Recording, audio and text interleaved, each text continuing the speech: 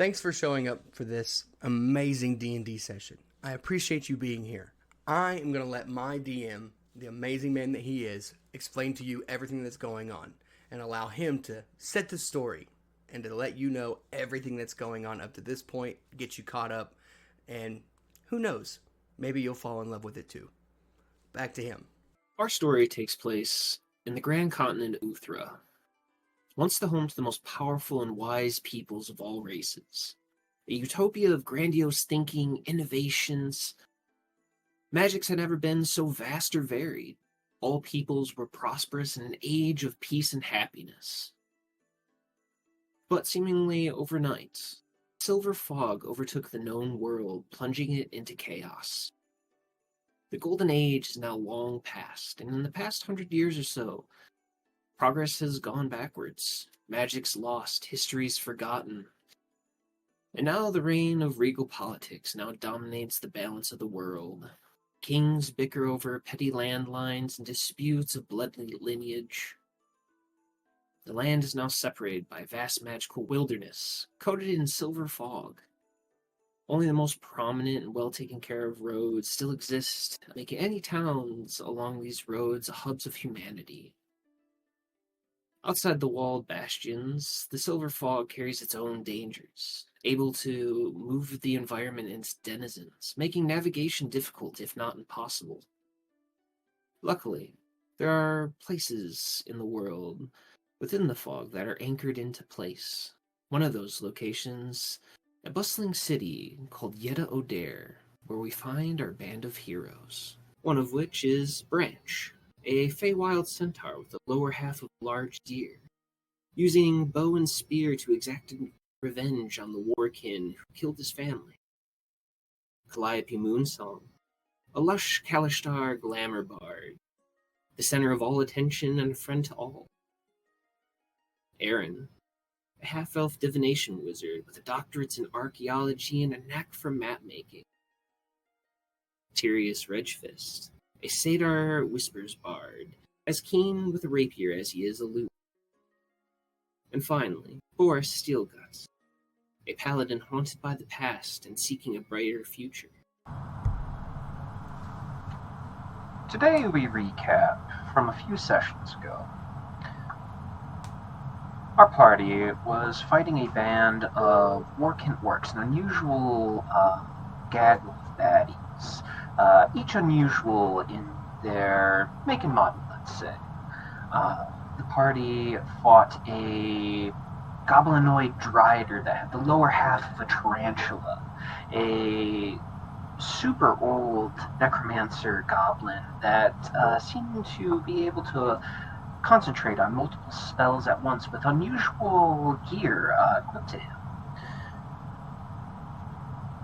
There was Brung, a giant orc of sorts, which Beaufort, after the fight, discovered that he was either a hill or a stone giant half-breed.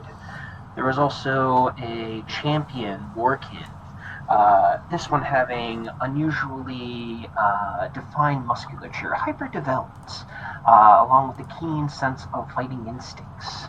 And finally, Merc the Maddened, a demon-blooded orc that seemed to feel no pain and had a hive of insects in his body.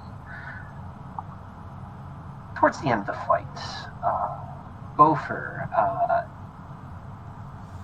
took a swing with his mundane Zweihander.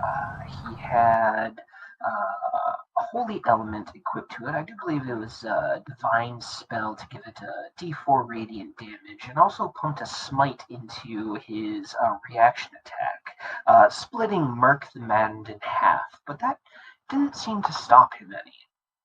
Merc, in his last bits of life and efforts, cleaved in half, tried to take swings at Beaufort, ultimately missing, and died with a heinous cackle echoing in the winds and fogs of this battlefield.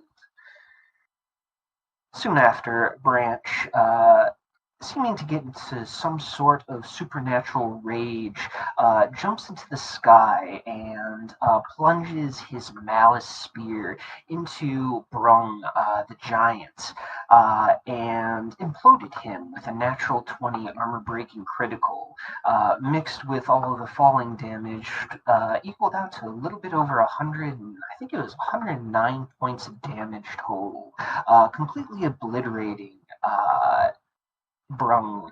Uh, and with the rest of them killed, the necromancer being hit with, I do believe, a spell from Calliope, and the champion being killed by Tyrius. The last remaining unusual goblinoid, the goblin dryad with the tarantula half, who was enlarged at the time, shrunk to a much smaller size and scurried away, heading out to the northeast, trying to escape the party, and successfully did so as the healers ran to those who were injured, being Yom, Aaron, who took the worst of the beatings through that fight. Yom being rendered unconscious with a rather nasty attack with Brum's Warhammer. After the fight, the party took some time to loot up, and Beaufort did some investigating on these unusual warkin, and discovered quite a few terrible things. But that's for you all to find out. Band of Heroes just got done fighting a unique band of Warkin orcs, all mutated and carrying special traits and abilities. And you guys are essentially in the aftermath of such a fight, about 2 hours after to be exact. Some of our players took to the roleplay channel, and Beaufort, explain to us what you did, Beaufort. So what I did was, I went full doctor mode, like in other episodes that our in-game characters don't remember.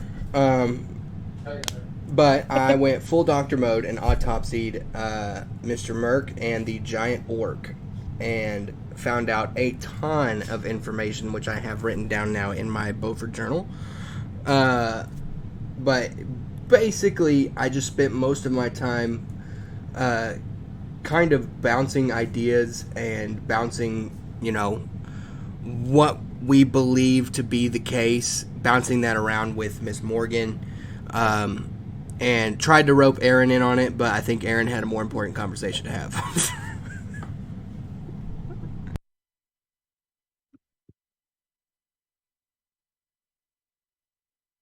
Yes, because I'm Morgan still. Go ahead. Yeah. I was gonna say I'm still a mite concerned with the fact that my shadow was locked down when we tried to initially get him into the fight. So wanted to make sure he's okay in the aftermath, especially considering he almost died. Not that I think he actually can die, but you get it. I mean, even now as you're looking at him, Aaron, he's got a pretty nice sized goose egg on the side of his face. Even after healing, really? The hammer fucking hurts. No. Is it like? We're still. I was gonna say I'm looking at the map. We're still close enough together. I just kind of turn to him and be like, "So are you good?" Sorry, you kind of got dogpiled there. Just sitting on the ground still as he kind of like waves you off and goes, yeah, it's fine. Though my face hurts a little bit. And he kind of like pokes his goose egg and he's like, that's going to be your problem. It's like one of those comical things where like anime protagonist gets the shit beat out of them. Their face is all like swollen and beat the shit. Very similar to that. Right. He's like holding his ribs and shit probably too. We have healing potions. Do you need one still, or how bad is it? No, he did not. Tyranny did use her once per day spell, Dawn's Warmth. So you guys essentially over a half-hour period received a long rest. This is just ambient goofiness that Yom's dealing with right now. It's mostly That's why because I was concerned. it's 'Cause I mostly know you because he said we got got a long rest. ragdolled, and with Brung's hammer, it comes with essentially a built-in thunderous smite on a certain roll. So this is just ambient effect for Yum, since he got the shit beat out of him with Brung's warhammer, ironically enough. That being said, Yeah, do the rest of you wish to loot bodies? What are the rest of you doing in this like ambient 2 hours? For those who didn't participate in the roleplay channel, what are you all doing? Oh, I actually Grant did have is something. looting bodies with Yeah, I know Jerry. Calliope had mentioned the mage had shinies, and she got one of the rings. I heard there was another ring. Uh-huh. I'm interested in the ring, the green and brass one, I think it was. Yeah, so going over to the Necromancer's corpse, he does have a thin brass band on one of his fingers. It has a dark green gem to it, and if you look at like the top facet, the face of the gem, it seems to have like a smiling skull as an inlay to it. Might I be able to cast Identify on that? Absolutely. As you cast Identify and a moment passes, this would register as a Ring of Greed. What does that mean? One moment as I open up my. So, a Ring of Greed, a brass ring with a dark green gem. The wearer of this ring kills a creature with a spell, immediately regains 1d4 charges on the Ring of Lesser Magic Restoration. So, essentially, this is a part 1 of a part 2 set. Oh, does it go with the other one? Possibly. Hey, Calliope, you have that other ring? No. I'm not asking for it. No. I'm asking to see what it is, because I might have the other one. Like, You might he need this one if sheepishly you want holds that out her one. hand. Cast Identify again, DM. So the this other other ring. ring is it is a ring of lesser magic restoration. Regenerates 1 charge per hour outside of combat, up to 12 charges. You may consume a charge as a bonus action, 1 charge per spell level to regain expended spell slot. So these are a match set. They need to go together, right? Mm-hmm. Okay, so I wanted the ring, but I was gonna say Calliope's our healer though. Would you rather? I was gonna say, would you rather have both of these rings, or would you mind if I had both of these rings? Because healing spells are important. We get our shit rocked a lot. Yeah, but it sounds like it's pretty useless to me. I don't kill anybody. Name a person I've killed, Aaron. Name a beastie I've killed. Marionettes. Oh damn it! Wait, have you killed anybody? Genuinely asking, I No. forgot. No, Oh, I'm a damn. virgin. No, should be friends with everyone. You're not, and you know it. Whoa! Dang. A killing virgin, maybe, but like, let's be honest with ourselves for a second here. Hey, you mind your goddamn. Wasn't there like 2 episodes in a row where there were 2 particular people in our party that were both very sore? Yeah, see, okay, that's all I'm saying. I'm not Don't judging, giggle. I'm just saying. Don't giggle like that. The chaos energy is thick tonight. I can feel it. Yes. It's not just you this time, Gremlin. So I have a question. So since we Yes. took a long rest, just this means my rune shaper starts over, right? Correct. Okay. I am going to go up to Branch and touch his armor and ask him, say, hey, Branch, what do you think about enemies not being able to hit you? I like that stuff. Okay. I like them not hitting me. Are you cool with me? I understand the implication, but I'm not actually writing it. I'm writing it with some magic so it'll go away. But I'm going to write something on your armor. And if we get in a fight, I should be able to keep people from hitting you. Okay, that's cool. Okay, cool. I'm gonna have you like turn around and like to where your back is towards me, and I'm gonna get on like a lower corner of his armor, and Branch turns around and then kneels. Both appreciates, and I'm gonna get like into a lower corner of his deal, and I'm going to do the rune of sanctuary, and I'm gonna put that on his armor and magically press it and put it there so that next time we get in a fight I can activate it and he'll have sanctuary ready to rock and roll. God is genius. Branch pats you on the back, and he goes, "Thanks you, good sir," and imagines the face of the next green face that tries to stab him, and it doesn't work out. Yeah, and so basically I'm just like, yeah, so doing my studying, trying to figure this all out, and I found this rune that basically what happens is they'll try to swing at you, and through magic or through the gods or something, it repels their weapon. Sometimes it makes it through, but very rarely. Gotcha. So at least if you end up getting hit, it won't be very often. Understood. So figure that might be a little bit more helpful than the fight we had here. Look forward to the next one. Branch, you mentioned Well. something with Jerry, correct? What did you say about Jerry? I'm sorry, I couldn't quite hear you. You had mentioned that you and Jerry were doing something. I was gonna. Oh, today? No, I was gonna make a joke. Like, you guys don't know what Jerry gets up to when he's not around. But right now, I'm gonna say after Beaufort wrote the stuff on Branch's armor. Sorry. He goes to Jerry and tries to practice that technique that he tried to practice on the way before the battle. Should I roll animal handling for that again? Yeah, absolutely. Nat 20, it's 23. Let's go! First roll of the day. Yeah, without issue. You are able to coordinate this tactic with Jerry.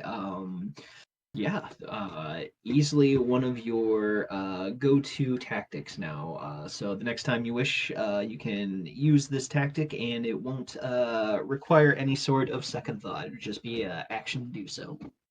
Okay. I'll tell you about the strategy. I'll DM you on it. Very nice, very nice. Let's see. What is More- Tyrius, what are you Go ahead. doing? Man, oh my God! Wait, yeah, you're alive. You're okay. Are you good? Well, thank you for noticing. Tish is probably gonna sit down and kind of like meditate and try to kind of decipher the memories and experiences of the spirits that he just consumed. He's doing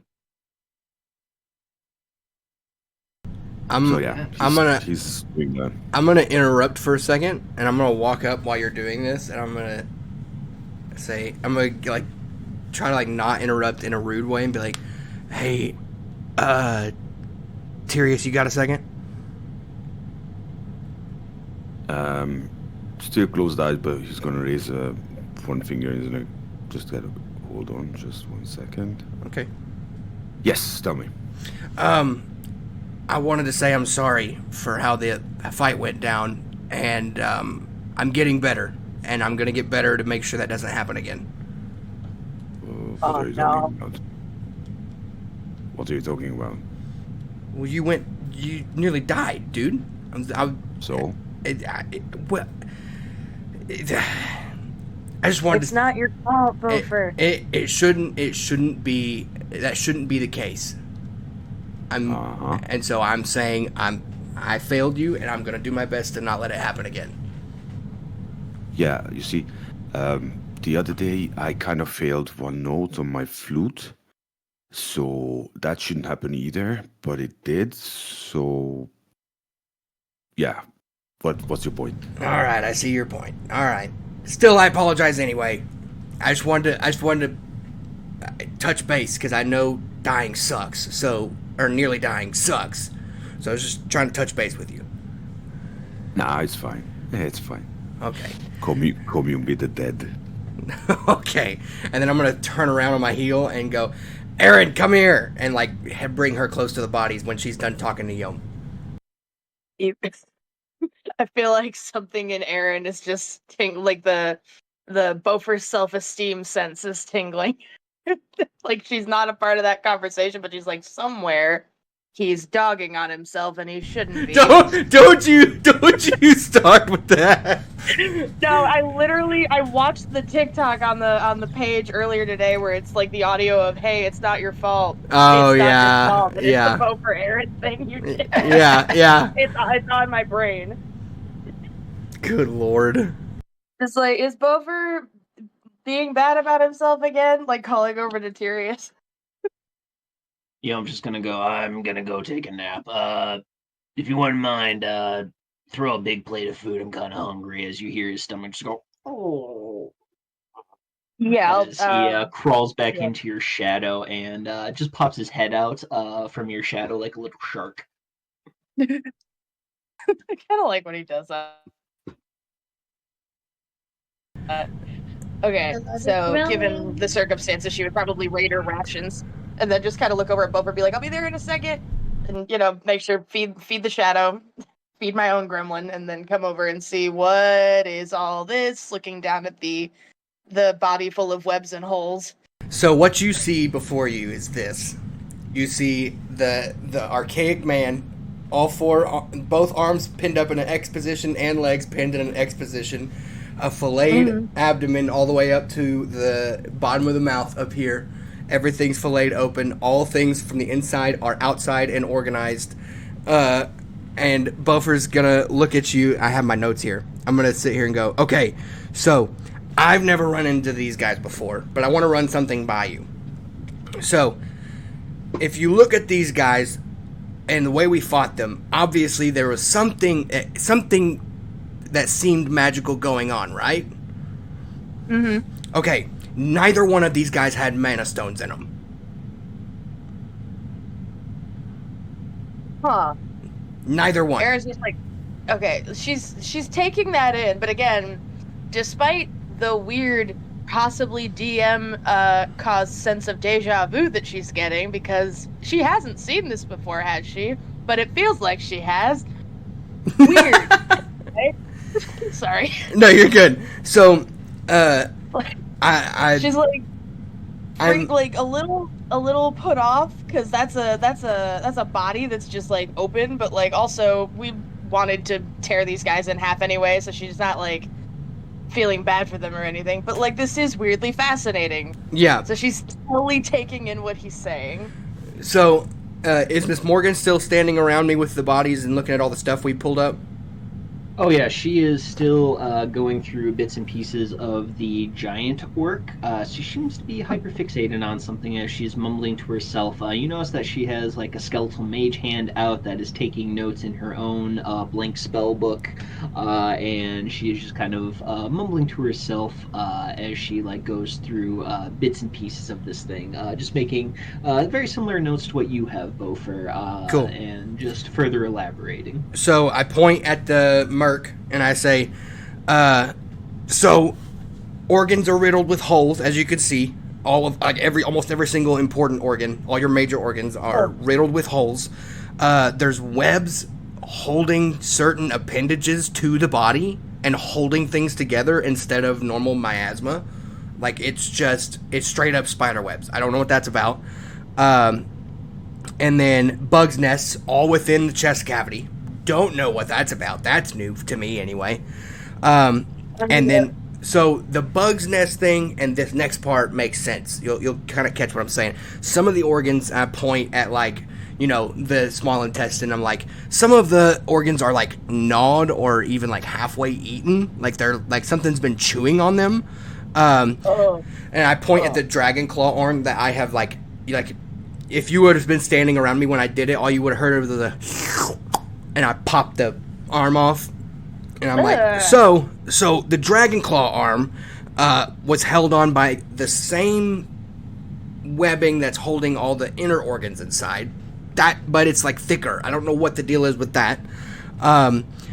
It's everything seemed to be sturdy, but easily removable, almost like almost like what's the word? Like plug and play. Like it was something like that somebody put it together, like, or something. Like doll parts almost. Yes. It's so weird. I don't understand.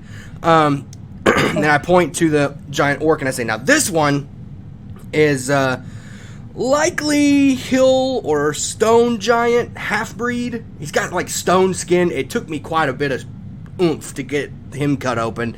I did see that. I saw you struggling with something over here. Right. And so the heart and lungs are abnormally large. Like he had an enlarged heart and an enlarged lungs, which is kind of weird, which gave him, honestly, enhanced endurance, but still weird. Liver and spleen had mutations, which allowed for full poison and acid immunity. Immunity?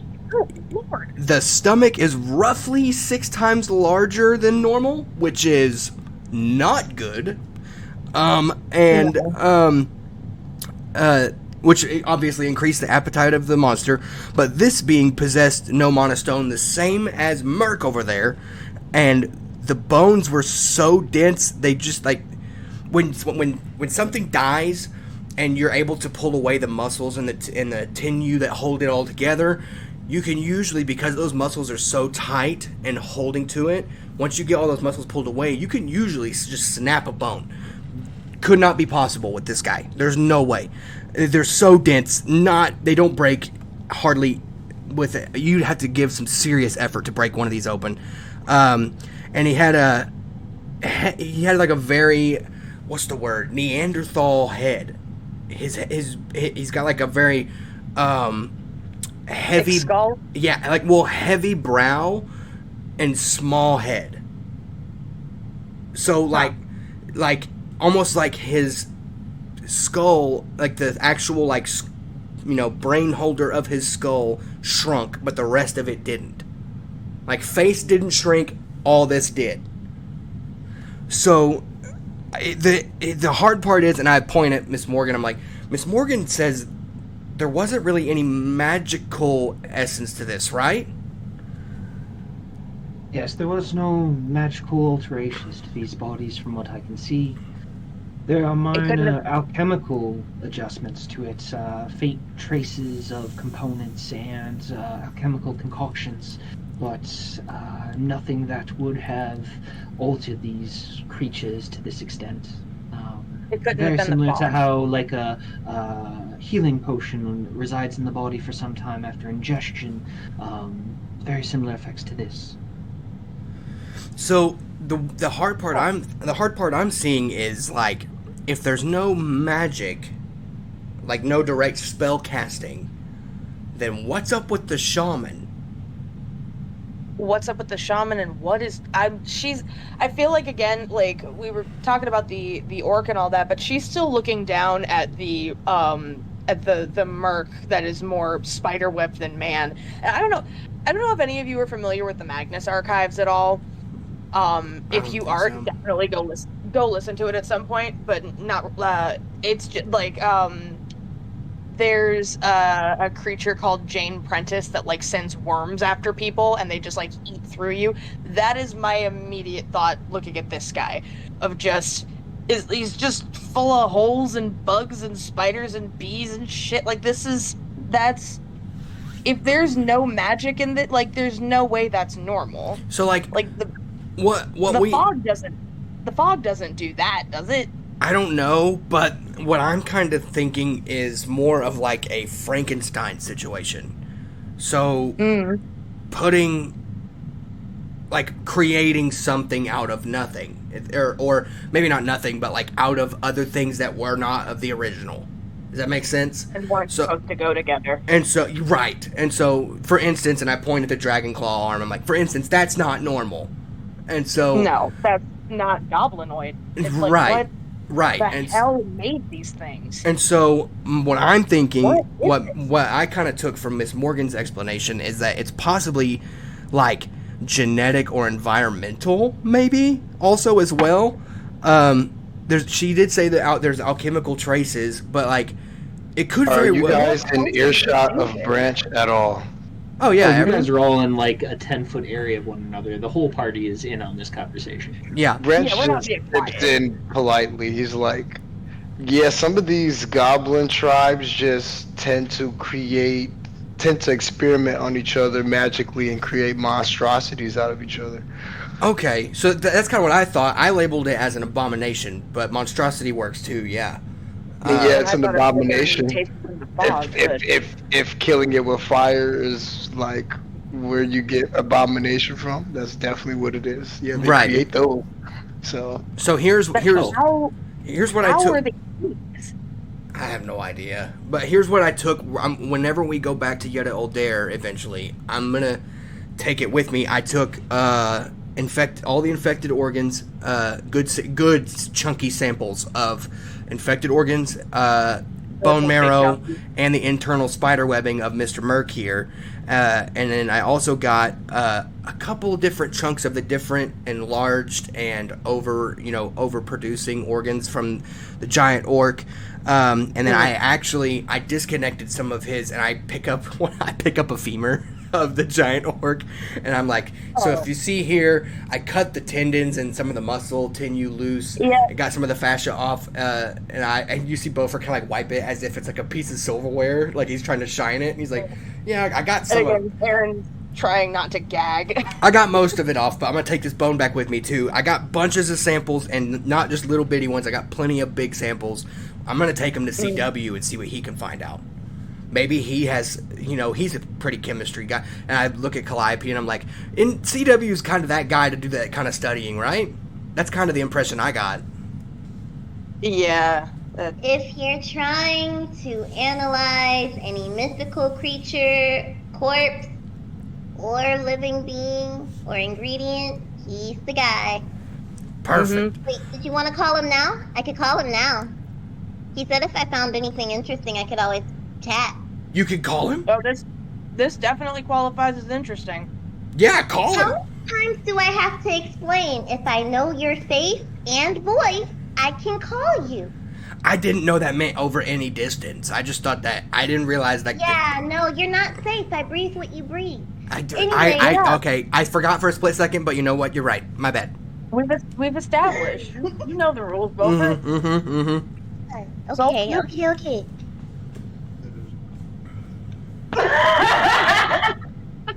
What did you think, Fala? What'd you say, Fala? just considering wearing a mask based on this information. Oh, nice. Yeah. Like, oh yeah, okay. There are some people who could just talk to me if they hear my voice and know my face. All right, I'm gonna have to do something like that. I was gonna say, Erin can hear whatever you're saying if she can read your lips. So you could be like across the room. If she sees you talking, she can hear what you're saying or figure it out. Gotcha. Be very specific on the type of mask. Understood. Okay, so am I calling my mentor? He doesn't know he's my mentor, but he's my mentor now. She adopted him. Yeah, he's cool. You're the Rude, extrovert you that know. adopts all the introverts. I swear to God. Yeah. Or Say that like everything it's a else. bad thing. Now, am I calling him or not? Yeah, call. Hey, Calliope's going to attempt to mind link with CW. Hell yeah. How do you intrude on this tiny lizard folk's mind? What a way to So, phrase that. He the last time she mind linked with him, he freaked out and called her crazy, and she's conflicted because everything in Calliope just wants to go hi, but Traumatized again. she knows he's not Expecting this call, so she's just gonna gently Oh, buddy. Hi. How is that somehow worse? That's it just is. A moment You're passes like- before CW replies, "Hello, that's really creepy. Oh man." It's just they're grinding away at some elf's ear, and all of a sudden, hey, buddy, in a I'm- dead silent room. If I mind link with Calliope, can I also hear CW? Yes. Okay, I'm gonna mind link with Calliope and just listen. Am I able to block somebody mind linking?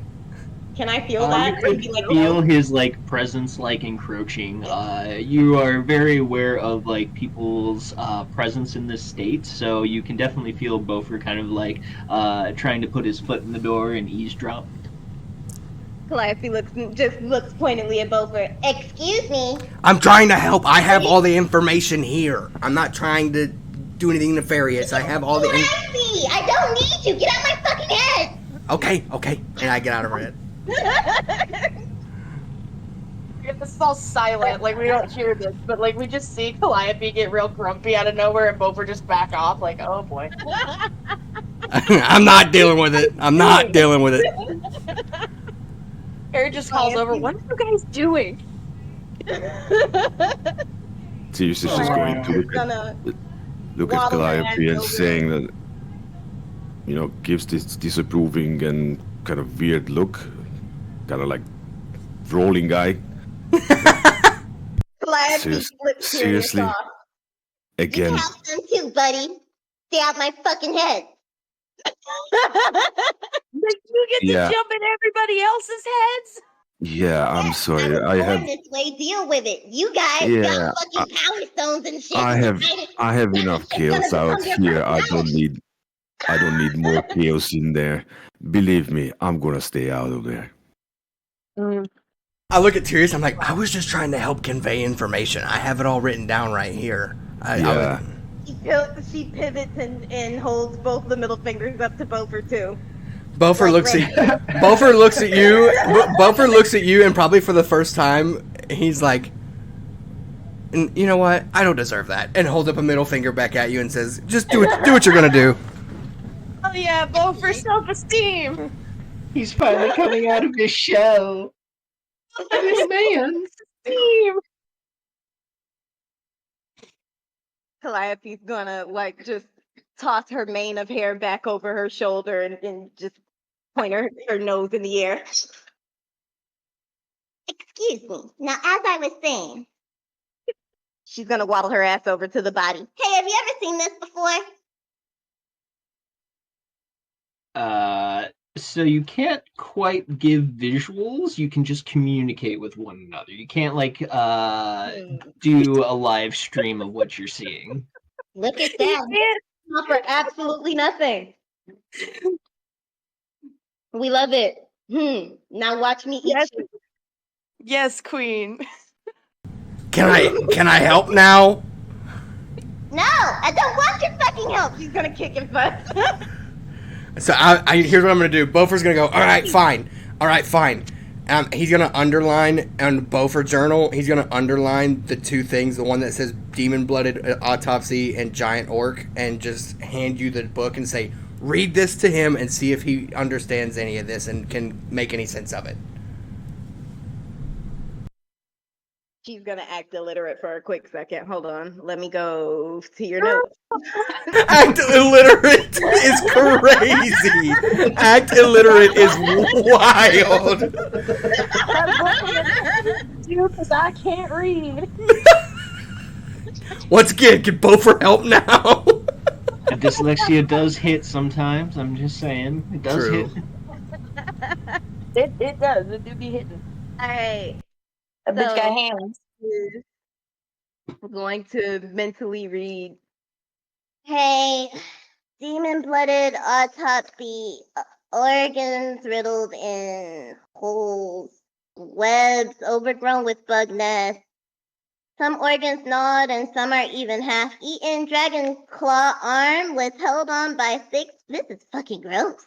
Held on by thick spider webs. sturdy but easily removed in certain positions.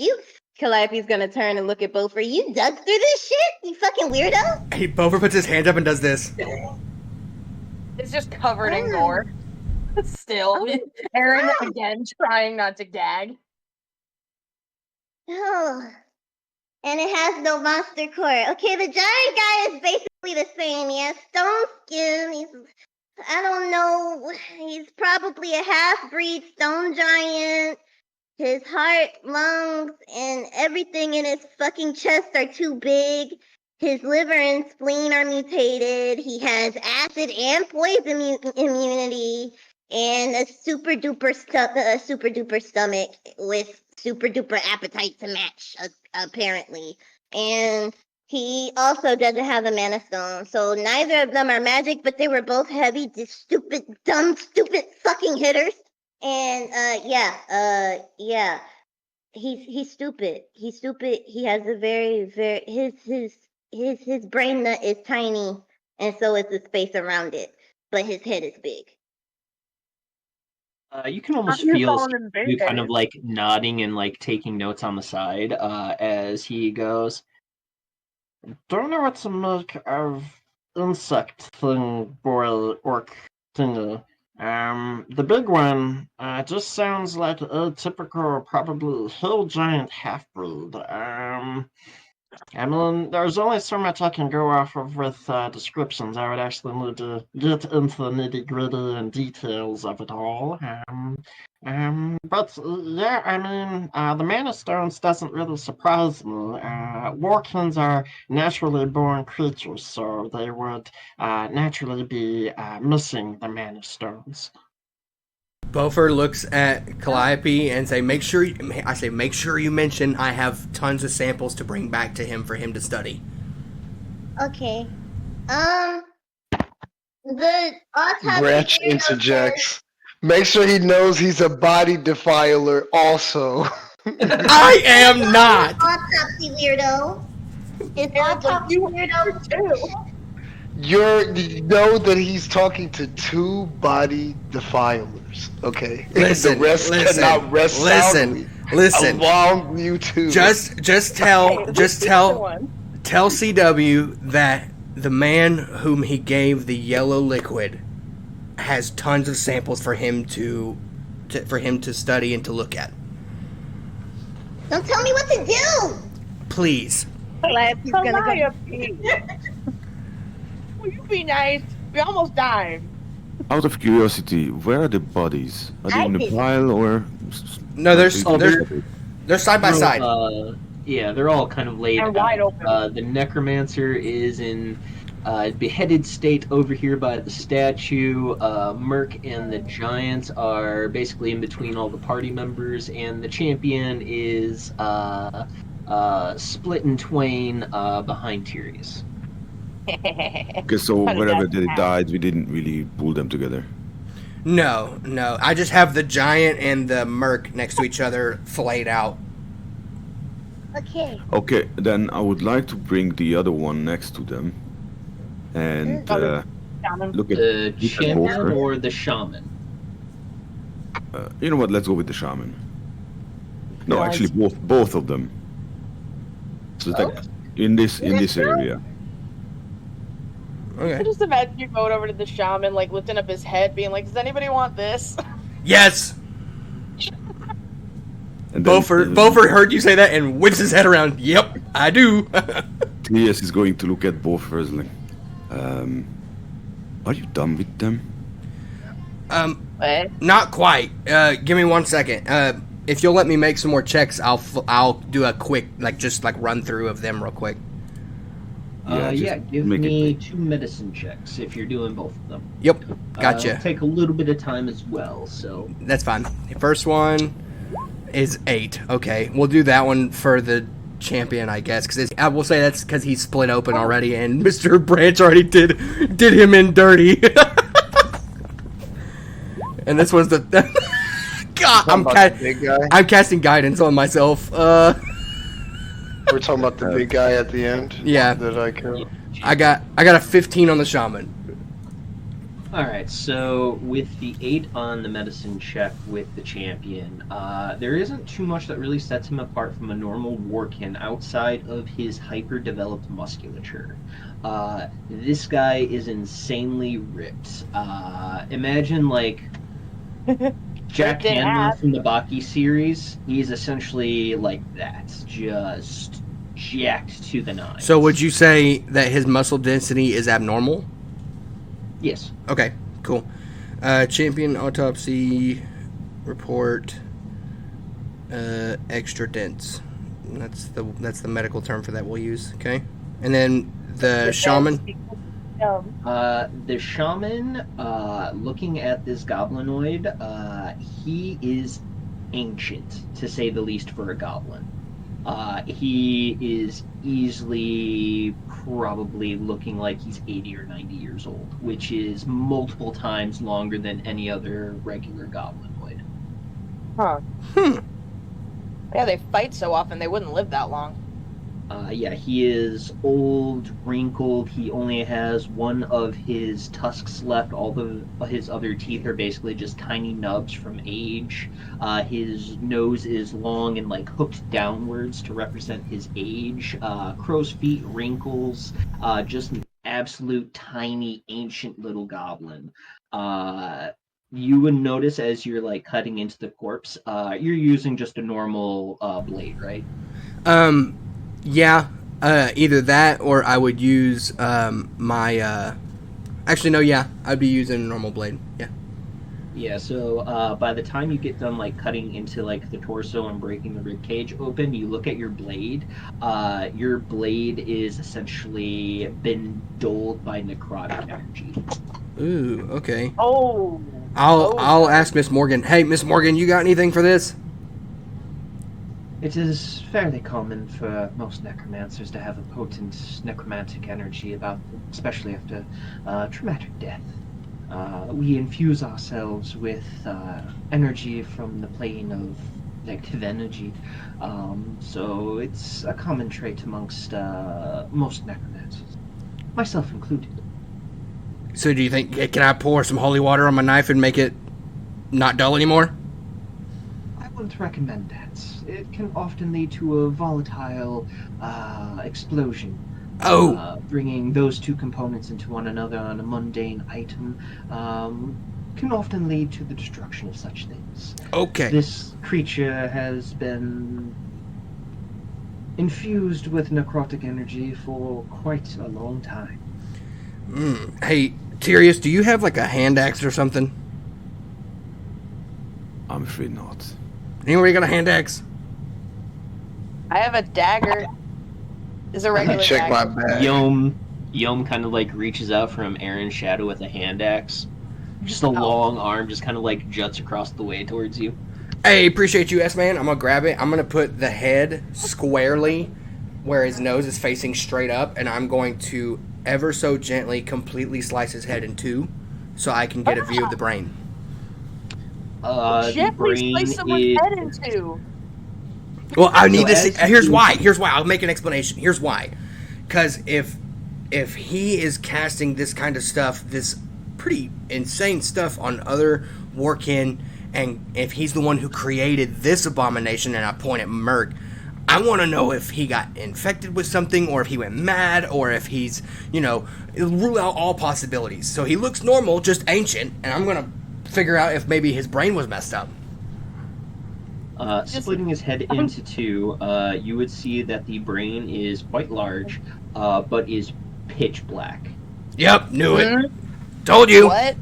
I pull it. I literally reach my hand in and I grab his one half of his brain. I'm like, told you, look at it.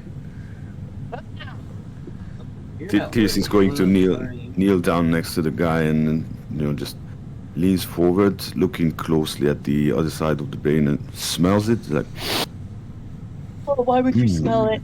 Why would you smell it? Oh. there's something weird in this. I look at Miss Morgan and I go, hey, I look around and I grab the other half and I hand it to her. I'm like, here, study that, see what you can find. Her mage my hand God. takes it.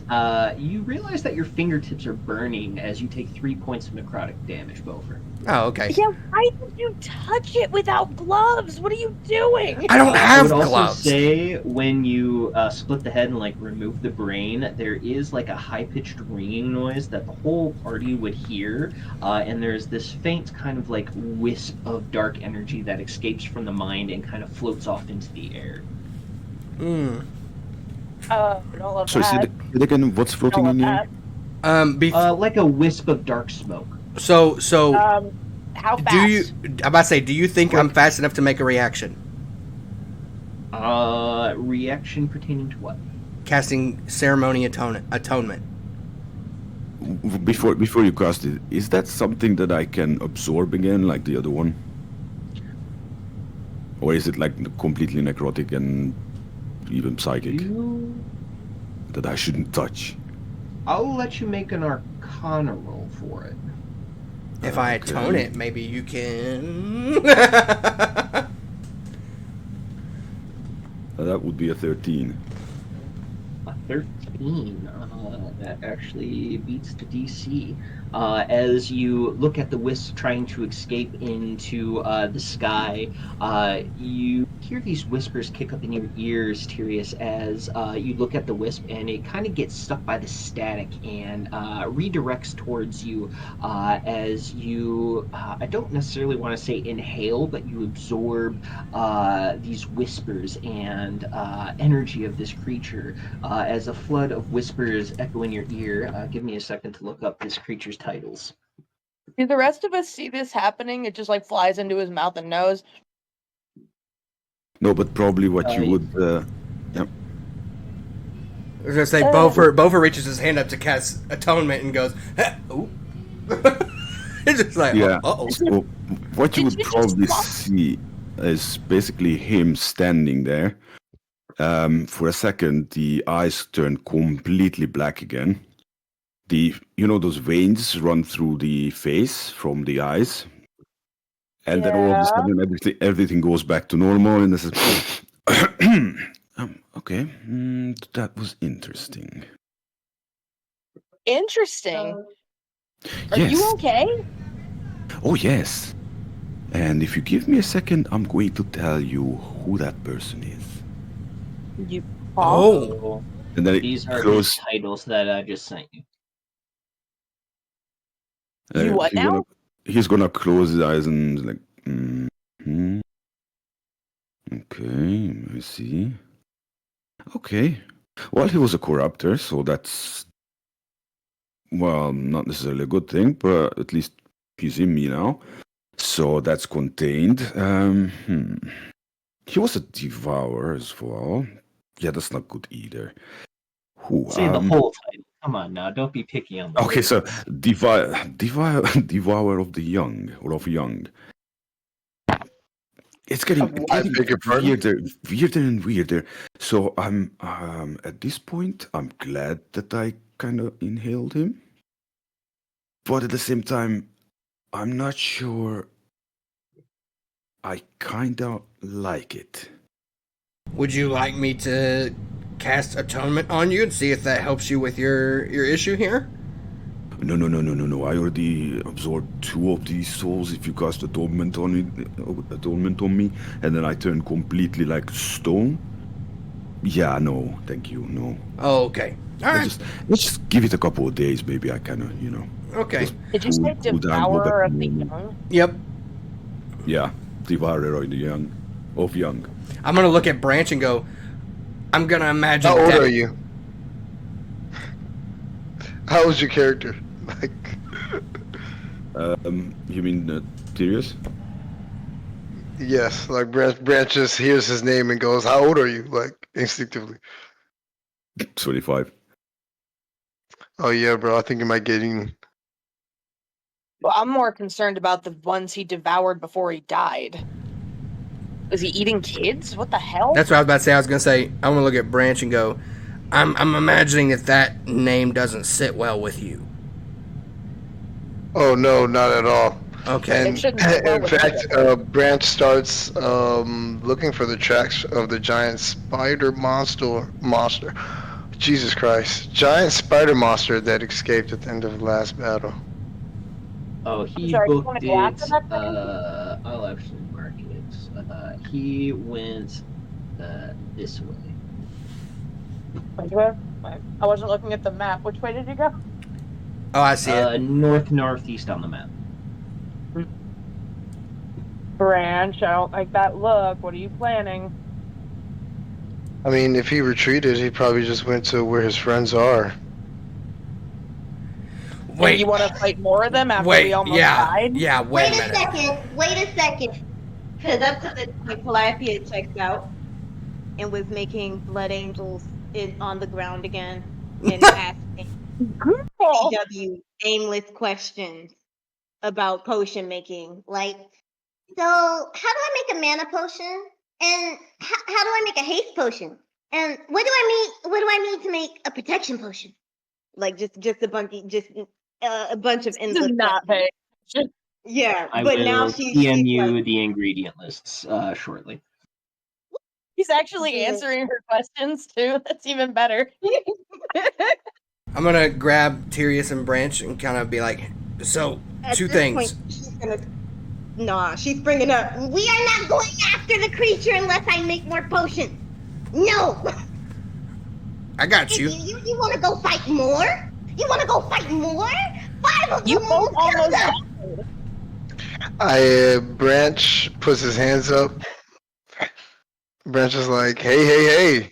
Never mentioned that I was gonna go fight anybody. I just said I want. You look me in my soul and you tell me when you see goblins that you stalk them down, that you aren't gonna speak blood. You're fine, guys. Stuff with fear in your hand of ending your family. Would you describe that thing that escaped solely as a goblin? No, it No, looks you like would a not. goblin rider So you hybrid and a wouldn't. So goddamn would you nightmare. not like to know where those things are? I'm not saying we have to go fight, but we would like to know where these things come from. Weren't we on a different tracking mission before this all happened? I thought you were supposed to be Yeah, tracking the wyverns, not the freaking goblin rider thing. I'm just saying if it's a problem that rears its head up again, like it reared its head up just now. As far as we know, it's headed northeast. Weren't we headed south? It's going in the opposite direction. And yeah, here we are, encountering each other. I'm gonna look at Tyrius and go, are you? So you said you may need a couple days to let this thing kind of sink in. Are you okay? Well, I am okay, but I mean, seeing these titles, one needs to cool. Well, getting terms with them. Let's put it this way. Okay. All right. Well, if you need anything, let me know. And then I look at Branch and I'm like, hey, I know what you meant. Well, I know what I you need one thing though. What you need? Would you please all of you step like one step backwards, like away from the things. Why? I mean, Branch sure, but takes why? a step closer to Tyrius. So It's a little. he's going to ask until basically everybody's kind of took a bit of a distance and cast Amber Wind on them, and Oh, basically incinerates everything that is there. You know, just making sure. Just making sure. oh, All right.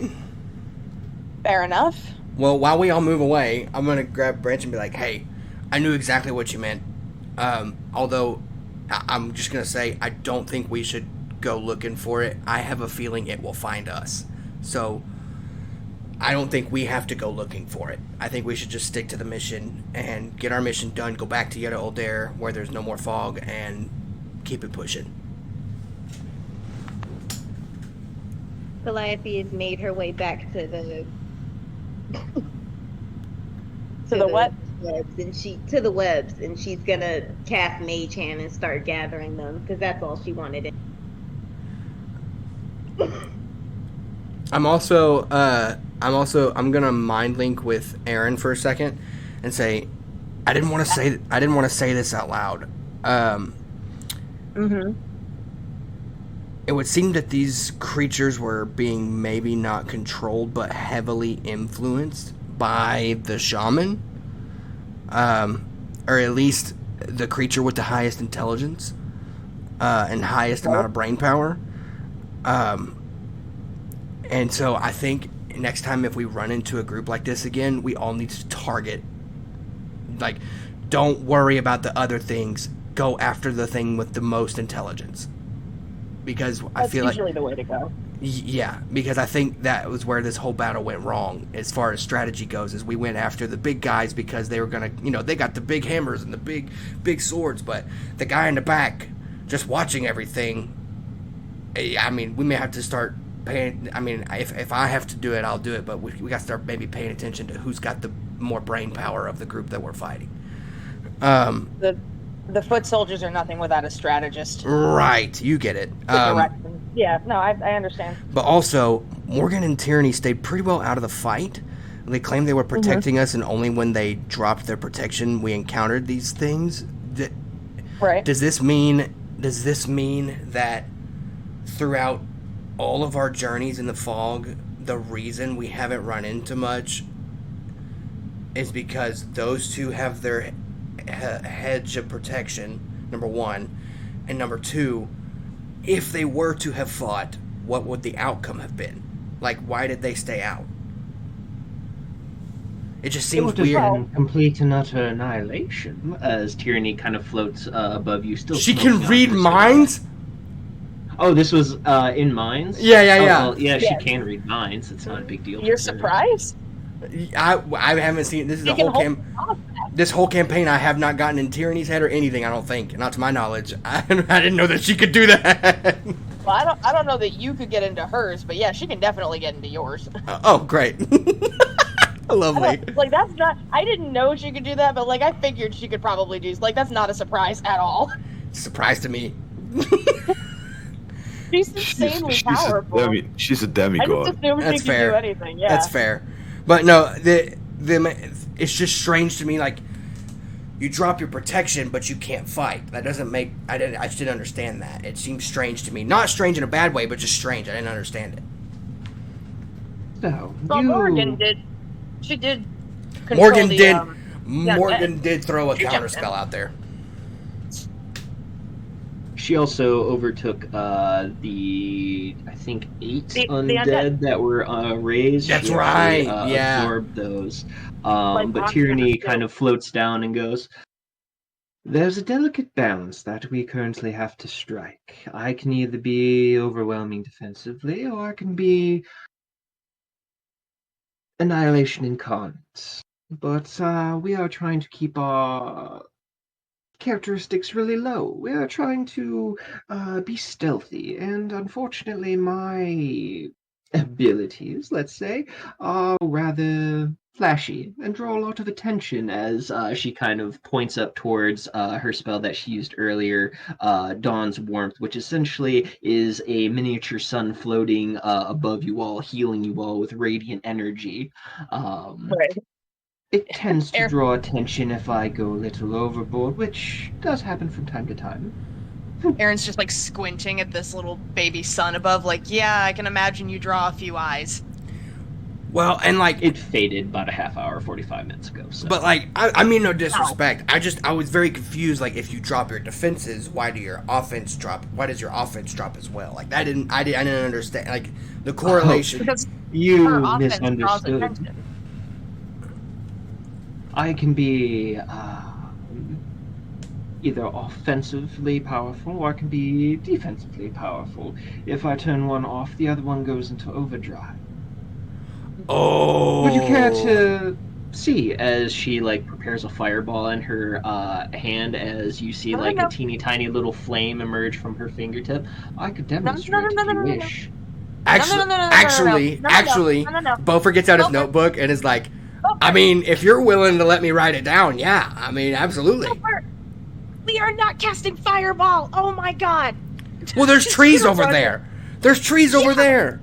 Flammable trees that are already gonna we already have the magic around us that she just cast to help us that is going to be causing all kinds of attention this way. We just got out of a fight, and now you want her to throw a fireball at the forest. Well, I mean, That's going to give one more beacon for people to see. What are you thinking? Throw it in the direction of where the monster ran. That way, when they come back, if they're coming after us, they're like, "Oh no, there's fire!" Like they throw it over there.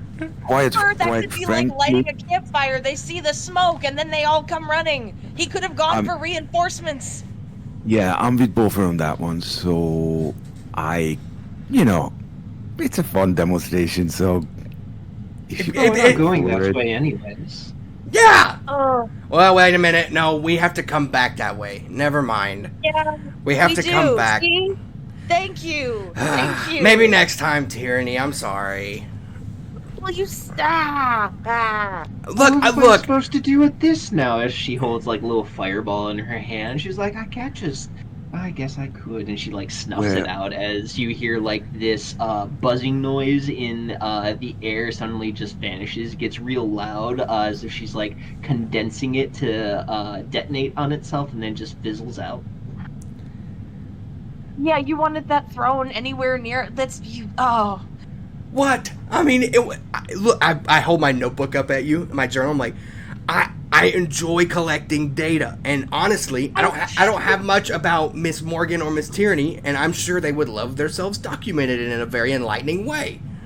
And I'm sure that's true, but at the same time, as the wizard of the group, when somebody's about to cast fireball, you tell them no. You tell them no. We're in open field, okay? We're in open field. We're not in a hallway. I asked if the field was open. I said no fireball. I look at Miss Tyranny. I'm like, Yes, maybe. Mom. I look at Miss Tyranny and I go, maybe next time. But if you ever would like yourself written down in an enlightening way for any reason, let me know and I will put you in the journal. Oh, my name's been recorded enough throughout history. Thank you. Oh, okay. That's the other thing. We're trying to keep a low profile. Okay, so the reaction to what you just sent me, Bover's eyes go like hazy for a second, and then he goes, "Oh yeah, that's going in the journal." Okay, and proceeds to write in the journal. Bofer got a glimpse. Bofer got a glimpse and put into his brain, and so Bover is about to like just have a moment of just pure silence and writing to himself.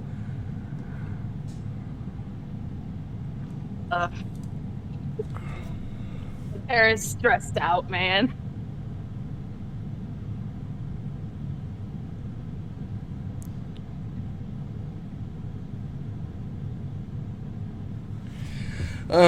But yeah, so I look at everybody, I'm like, so what's the plan now? We keep it pushing? Everybody get back in the wagon, let's rock and roll?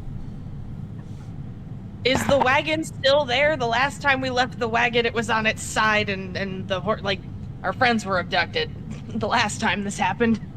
Yeah, Is it even still is there? just to the southwest of you, hidden behind some trees as you guys kind of emerge to fight these warkin. It won't take you long to gather the horses and carts. Are you guys loading up the rest of the warkins, or are you guys leaving what's remaining on the bodies? We are looting up. Yeah, did we not loot? Yeah, I got a whole bunch never got of... confirmation, so I didn't launch the loot list. So give me a moment, and I will post that in the loot channel. Yeah. Can I also actually do it in, like, we're in kind of like a graveyard or like a burnt town area. Can I just kind of like, maybe a perception, just kind of like look around and see if there's anything interesting worth investigating? Give me an investigation check. Cool. Can I look around for some sort of weird plants or something that we can use for potions and poisons? There are definitely an array of poison needles littering the ground as you see Calliope using Mage Hand to pick some of them up and put in a large jar. You're more than welcome to join in that. You can also either give me a nature check or an investigation check to check the surrounding area for any useful herbs and plants if you wish. Oh yeah, and you get to, does he get to roll it with advantage because of his knife? Yes. Yeah. So I rolled. Investigation it is. I rolled a 21 investigation. 21 investigation. And that was for what again? Remind me. Just to, I want to see if there's anything worth grabbing because we're like in a burnt town / graveyard area. I want to see if there's anything worth grabbing or at least investigating further with like maybe an arcane check or something. So looking about the area, there are a couple like long burned out buildings. Like they're not even smoking. It's just long charred building blueprints. Most of them are now covered in webs. You see that there are some charred bodies mixed in with the rubble. Most of the supplies have been either ransacked or ruins via weather. There's not too much useful material in the immediate area of the town. Give me a second while I finish up this. Oh yeah, there's the necklace, which hasn't been identified yet, so we'll just put with... I will say while everybody's taking notes, it might behoove Erin to break out her own notebook, take down some quick sketches of the area for a new map later, potentially. Just, again, to chart our progress as we go. And I rolled a 22 for the investigation. Very nice. As for medicinal plants, herbs, and weeds in the immediate area, you would find... Let us break out the D4s and the D8s. Let's see what goodies are here. Oh. Yeah! You find 3 full plants of elf's ear. You find 1 stalk of mullenweed, and you find 3. What is this going to be? Sorry, I had to go to a separate table for this particular ingredient. The D8s are always interesting.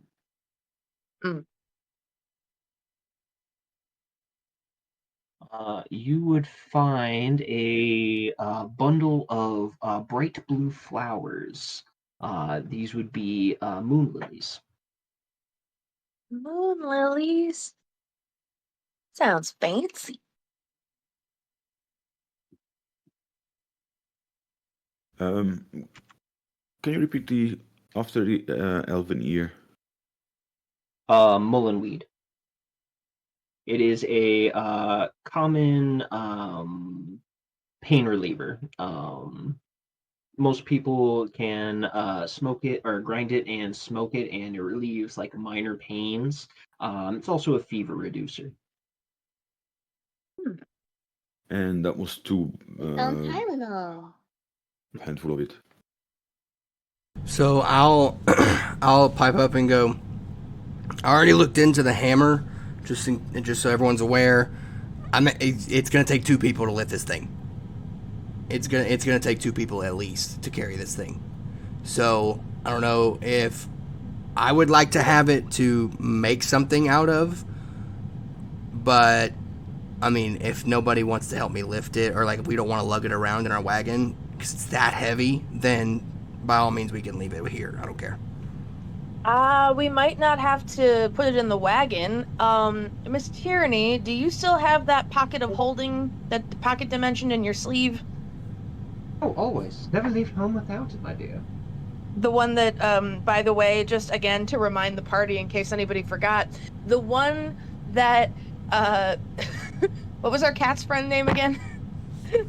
Oh, Noodles? He's been We buried him. The one that Noodles is still yeah, in? he was buried in Yedo there.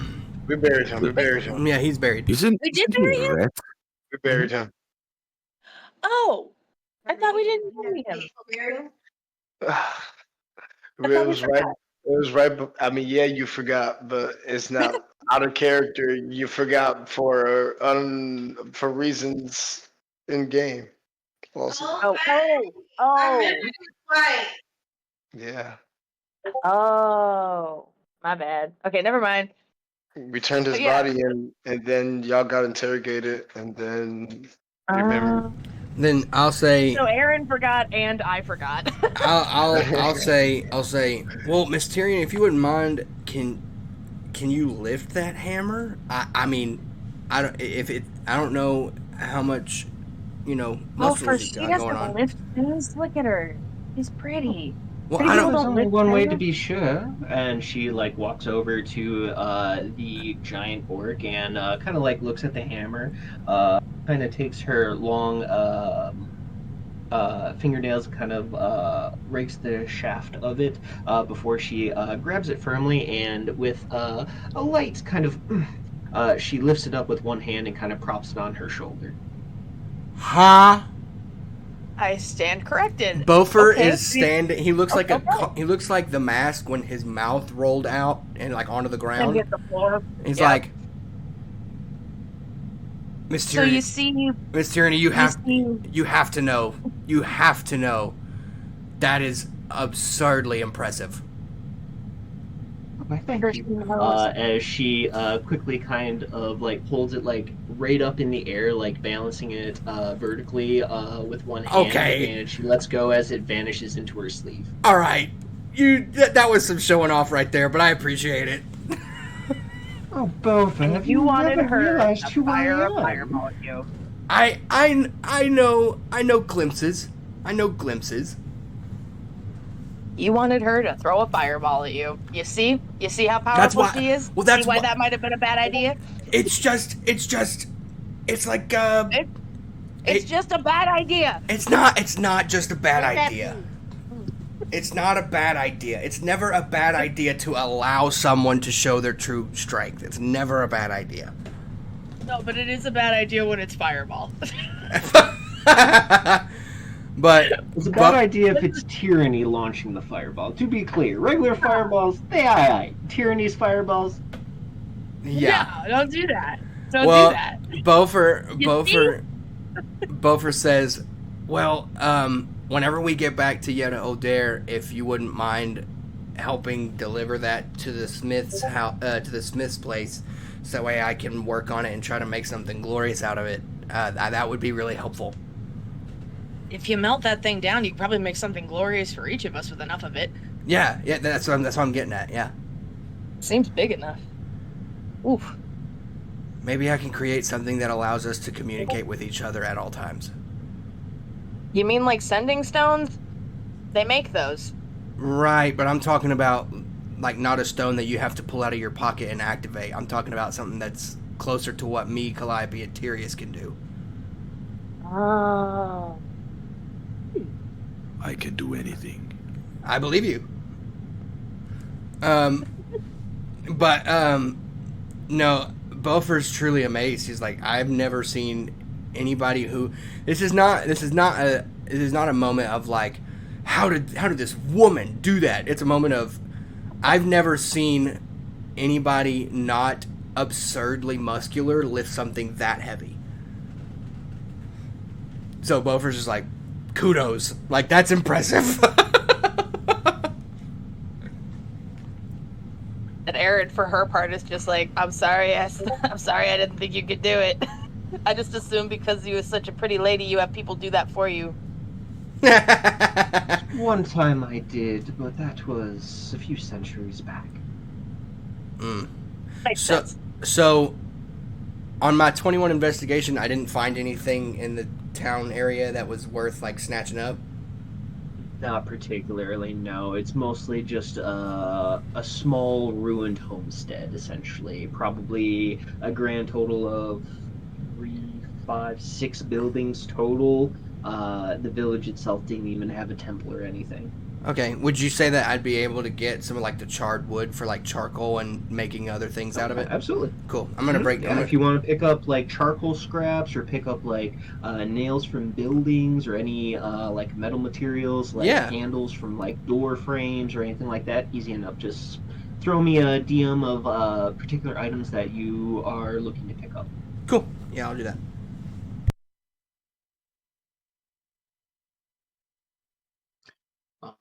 Let's see here. Rock, paper, scissors for the rings. Fantastic. Tyrius, if you wish to grab the necklace, that is up for grabs as well. Yeah, sure. But if Erin identifies it first. Because if it's not useful I didn't know he for dropped the him, loot list yet. Yes, sir. Oh, now I see what Calliope was saying. I'm sorry, I wasn't looking at the text channels. So if you're casting Identify on the necklace, this is a necklace crafted from dried flesh is the twine base. It is decorated with appears to be finger bones. This is a necklace of duality. The wearer may concentrate on 2 spells per turn. The DC to maintain successful hits it increases by 1 for each spell above 2nd level. Ooh. yeah, I could. All right. Good. This is also how the necromancer shaman was able to concentrate on multiple spells. If anybody wants that, they can have Yes, it. yes, I already said I don't- need it. I want it. Yeah. I want it. Yeah, no, you can have that. That's fine. It's all you. So all wait, you. which one was this? What was it called? It is the necklace of duality. Okay. Made of finger bones and skin. Hey. I knew that shit was skin. Hey, Tyrius, would you be cool if at some point, whenever, you let me figure out what magic is on that? Like, let me study it for a minute to figure out what magic is on that, so maybe I can recreate it? As long as don't damage it, or No, I don't intend on damaging it or destroying it. I don't intend on doing that. okay, then of course. Cool. Aaron's just gonna call over to Branch. Branch, the body defiler's doing body defiling things again. Yeah, and the lantern revealing, what does it do? Lantern reveals Eyes, because he knew it was catch on after he said he was going to politely axe stab the head in half. I knew that the body defiling thing was going to stick after that. I was like, oh yeah, that's a defiling move. Right That's there. not defiling. It's studying. It's studying. I'm studying. How would their family feel about you studying by splitting his head? Hey, Branch, let me ask you a question. Branch, Family, it's a goblin. Branch, let me ask you a question. Do you care about the goblin's family? Oh, I'm gonna tell the family specifically how much I cared about him and their family myself. All right, that's what I thought. That's what I thought. He's gonna tell them with a fucking spear point. He's gonna gently cleave their skulls in half.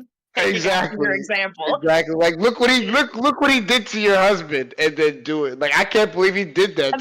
Wasn't that crazy? Wow. The next thing they see is a hand axe flying at their face gently. Yeah, probably the crushing one. Oh God. Branch looked like the crushing hand axe specifically. Gently cut his skull open. I was like, wow. Those things don't go together.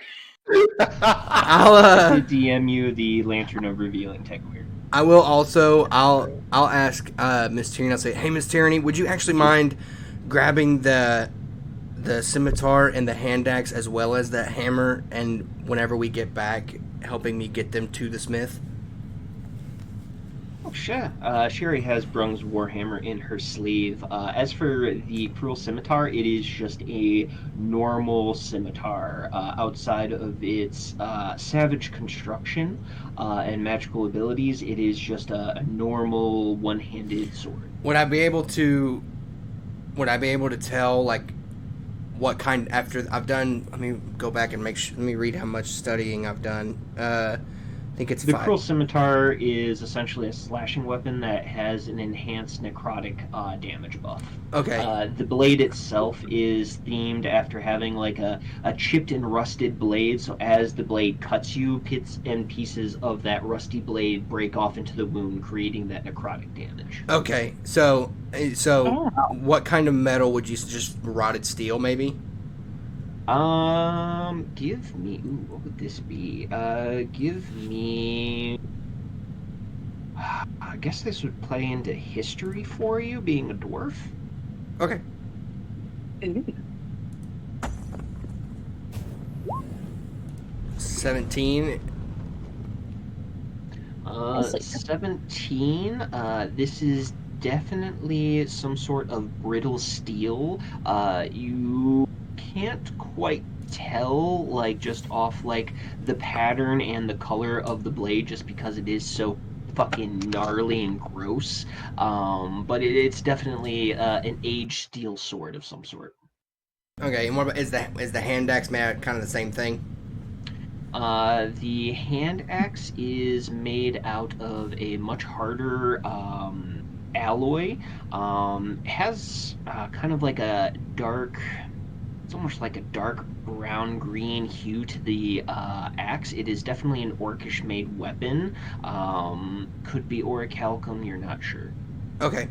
But yeah, I'll just ask Tierney, just whenever we get back to town, if you wouldn't mind meeting me at the smith, I would love to see if I can't either make something individually out of each of these items and make them pretty and new again, or do something crazy and maybe mix everything and make something really awesome.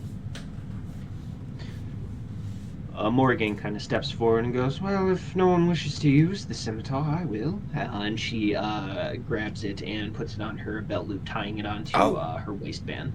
Okay, yeah, for sure. And then, Calliope, did you still want to rock, paper, scissors for the rings? We could do a roll-off. Rollies! Yeah. Sounds good. We just Roll a D20. Whoever rolls higher gets the loot. Cool. May the dice be with you. I got a 20. A nat 20. Goes to Aaron. All right, so Aaron, add the Ring of Lesser Magica Regeneration and a Ring of Greed. Both are in D&D Beyond, so you can search up all the items that I have put in the loot channel. And I was going to ask, has anyone taken the Felstaff? Oh. Does it have, like, skulls all over it or something? Yeah, can I pick... It's got 3 humanoid skulls as a topper. I'm going to grab it. If no one else has it, I'm going to grab it. Can I make, like, maybe an arcane check or something to see if I can kind of figure out what this thing does? You can either do an arcane check to figure out what sort of magic it is infused with, or if someone wishes to identify it. Oh yeah, you have identify. I do. I love that we got a long rest and then I immediately burned through 3 of my first level spell slots. Well, I mean, and if you don't want to use that, you could always just give me a help action. I mean, I could do either. Honestly, identify would probably be good, so we know if there's any like magical properties or anything. Oh, okay. Besides, I mean, like it's obviously a wizard's staff or like a sorcerer's staff, but like yeah, because what is the English on identify again? Hank? It's you touch an object throughout the spell's casting if the object is magical, or is a magic item or some other magical object. You learn its properties, how to use them, whether it requires attunement, and how many charges it has, if any. You learn whether any ongoing spells are affecting the item and what they are. If the item was created by a spell, you learn that spell. If you learn that spell's name, sorry. Nice. So yeah, I shall cast Identify on the staff. Perfect. Very nice. This is a Staff of Fell Skulls. It is crafted out of dark bogwood and topped with humanoid skulls. Carries a hum of dark energy. Each of the skulls' sockets has a small, dim yellow light, fainter than a candlelight. Whenever the staff or the caster or the wielder of this staff kills a creature, the wielder gains 1d4 temporary hit points. It also comes with an ability called Fell Surge, which recharges on a 5 or a 6 during combat. As an action, the user overloads the arcane channels and can cast 2 leveled spells in one turn, ignoring the usual restrictions on casting. Each spell must target a different creature or area. I look up after you explain this, and I'm like, can I have this?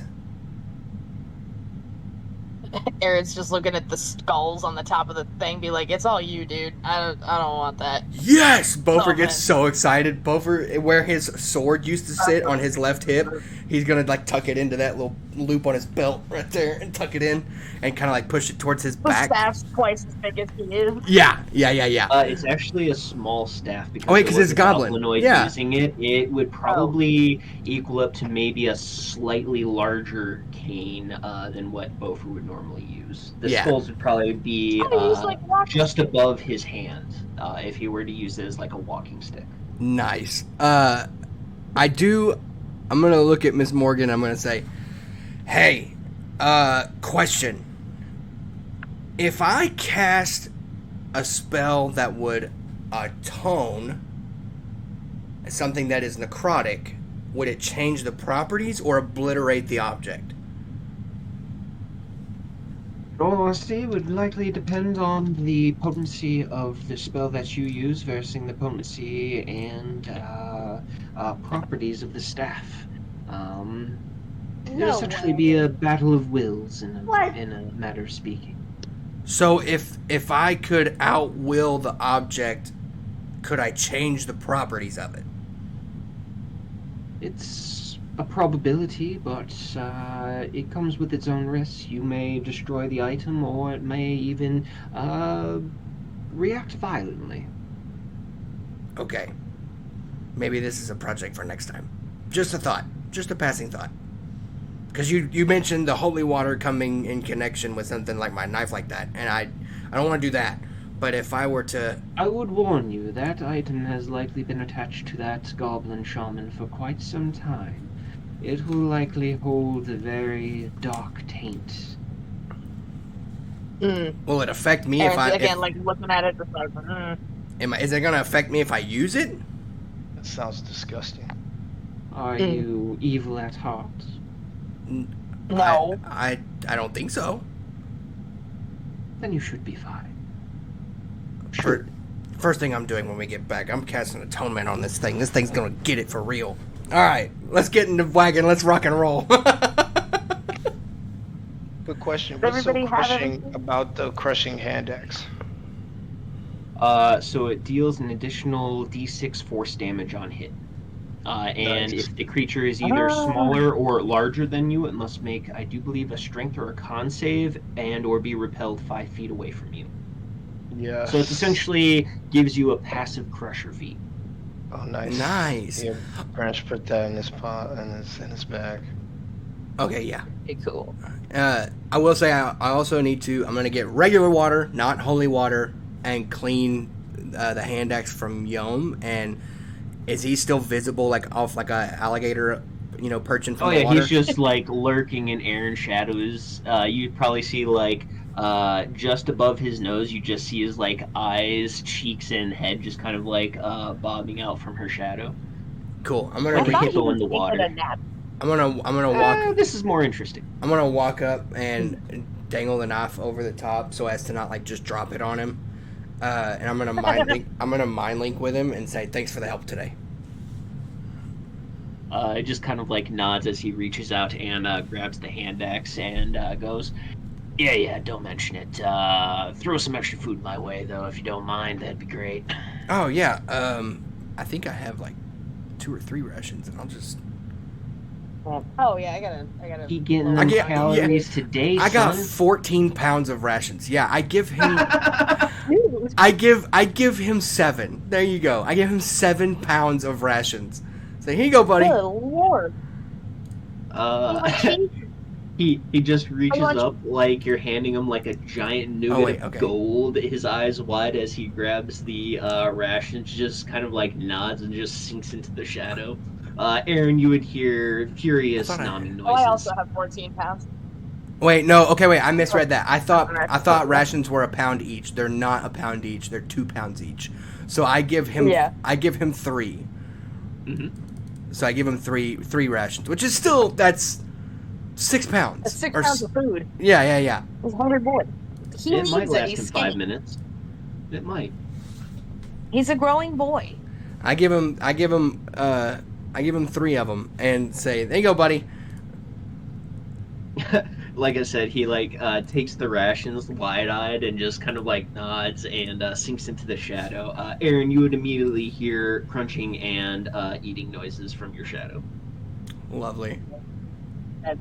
That's a good shadow. All right, it's time to boogie. We got a destination. Cause we still have if I'm not mistaken, we still have 7 days, right? Or 8 days? Isn't this still Yeah.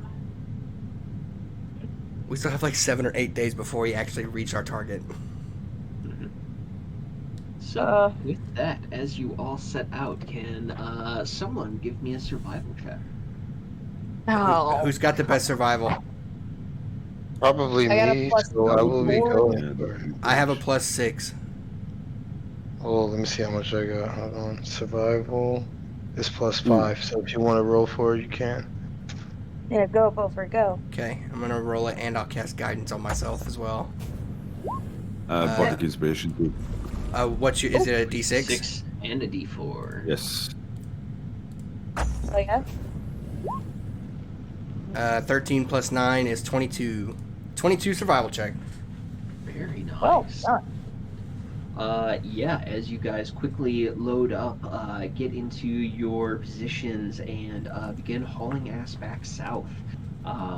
You guys are focused, to say the least, as you guys tear through the known walkway going south, going towards the dragon breeding grounds.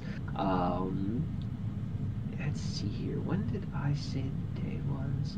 I want to say you guys were afternoon.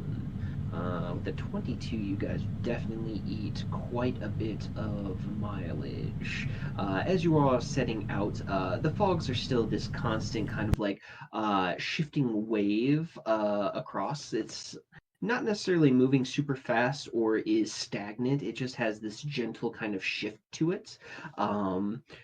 Several hours go by. You guys don't seem to come across anything of importance. There's no. Actually, give me perception checks, because there are a couple point of interest along this path. Whoever wishes to roll. Who has the highest, or does somebody already roll? It can be whoever wants to participate. No one has to be singled out for this particular. I rolled a 10. I got Got a a 13. 23. I rolled a 7. Damn. You said perception, right? Yeah. I have 19. Oh my Yeah, gosh. Brant and Goliath, we are locked in. Uh-huh. They are not fucking around. It's the This trauma in it. It's the trauma. It's the mental illness in it. I will say, while we're traveling, Looking for drugs. Yeah. me and Aaron are probably still up front driving. I'm gonna be sitting with you, Aaron, and having like help you make a map, or like you help me make a map. Like we're mapping this out. Right, yeah. Which is why we're not paying attention. We're paying attention to the surroundings, but Correct. not the creatures. Correct. While everyone else is doing their own thing, minding business, making maps, or just otherwise focused on the travels, branching Calliope, there's a moment where you guys catch like a momentary like dark shadow over you, and as you look up, you notice that there is this odd land formation that I've just displayed to you all. This massive overhang of misshapen, nearly melted looking rocks and dead trees. Huh?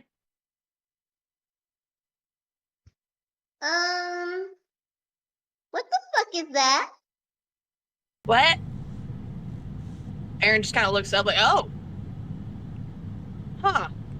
Beaufort looks at all of you and goes, "Does that not look like an animal mouth?"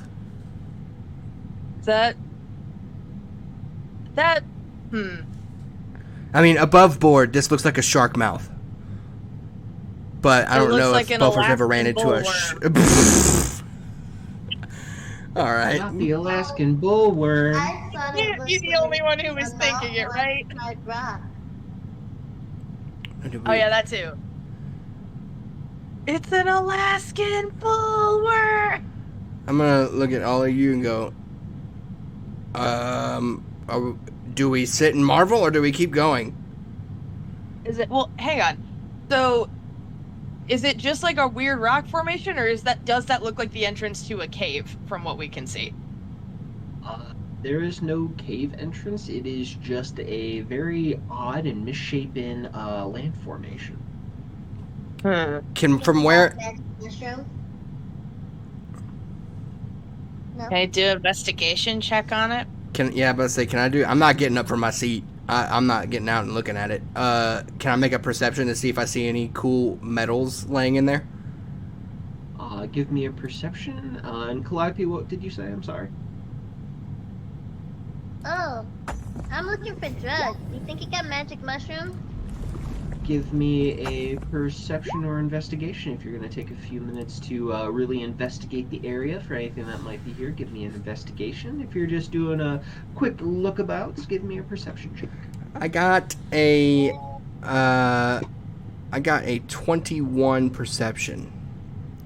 21 perception. Just seeing if there's any cool metals or cool stones or anything like that.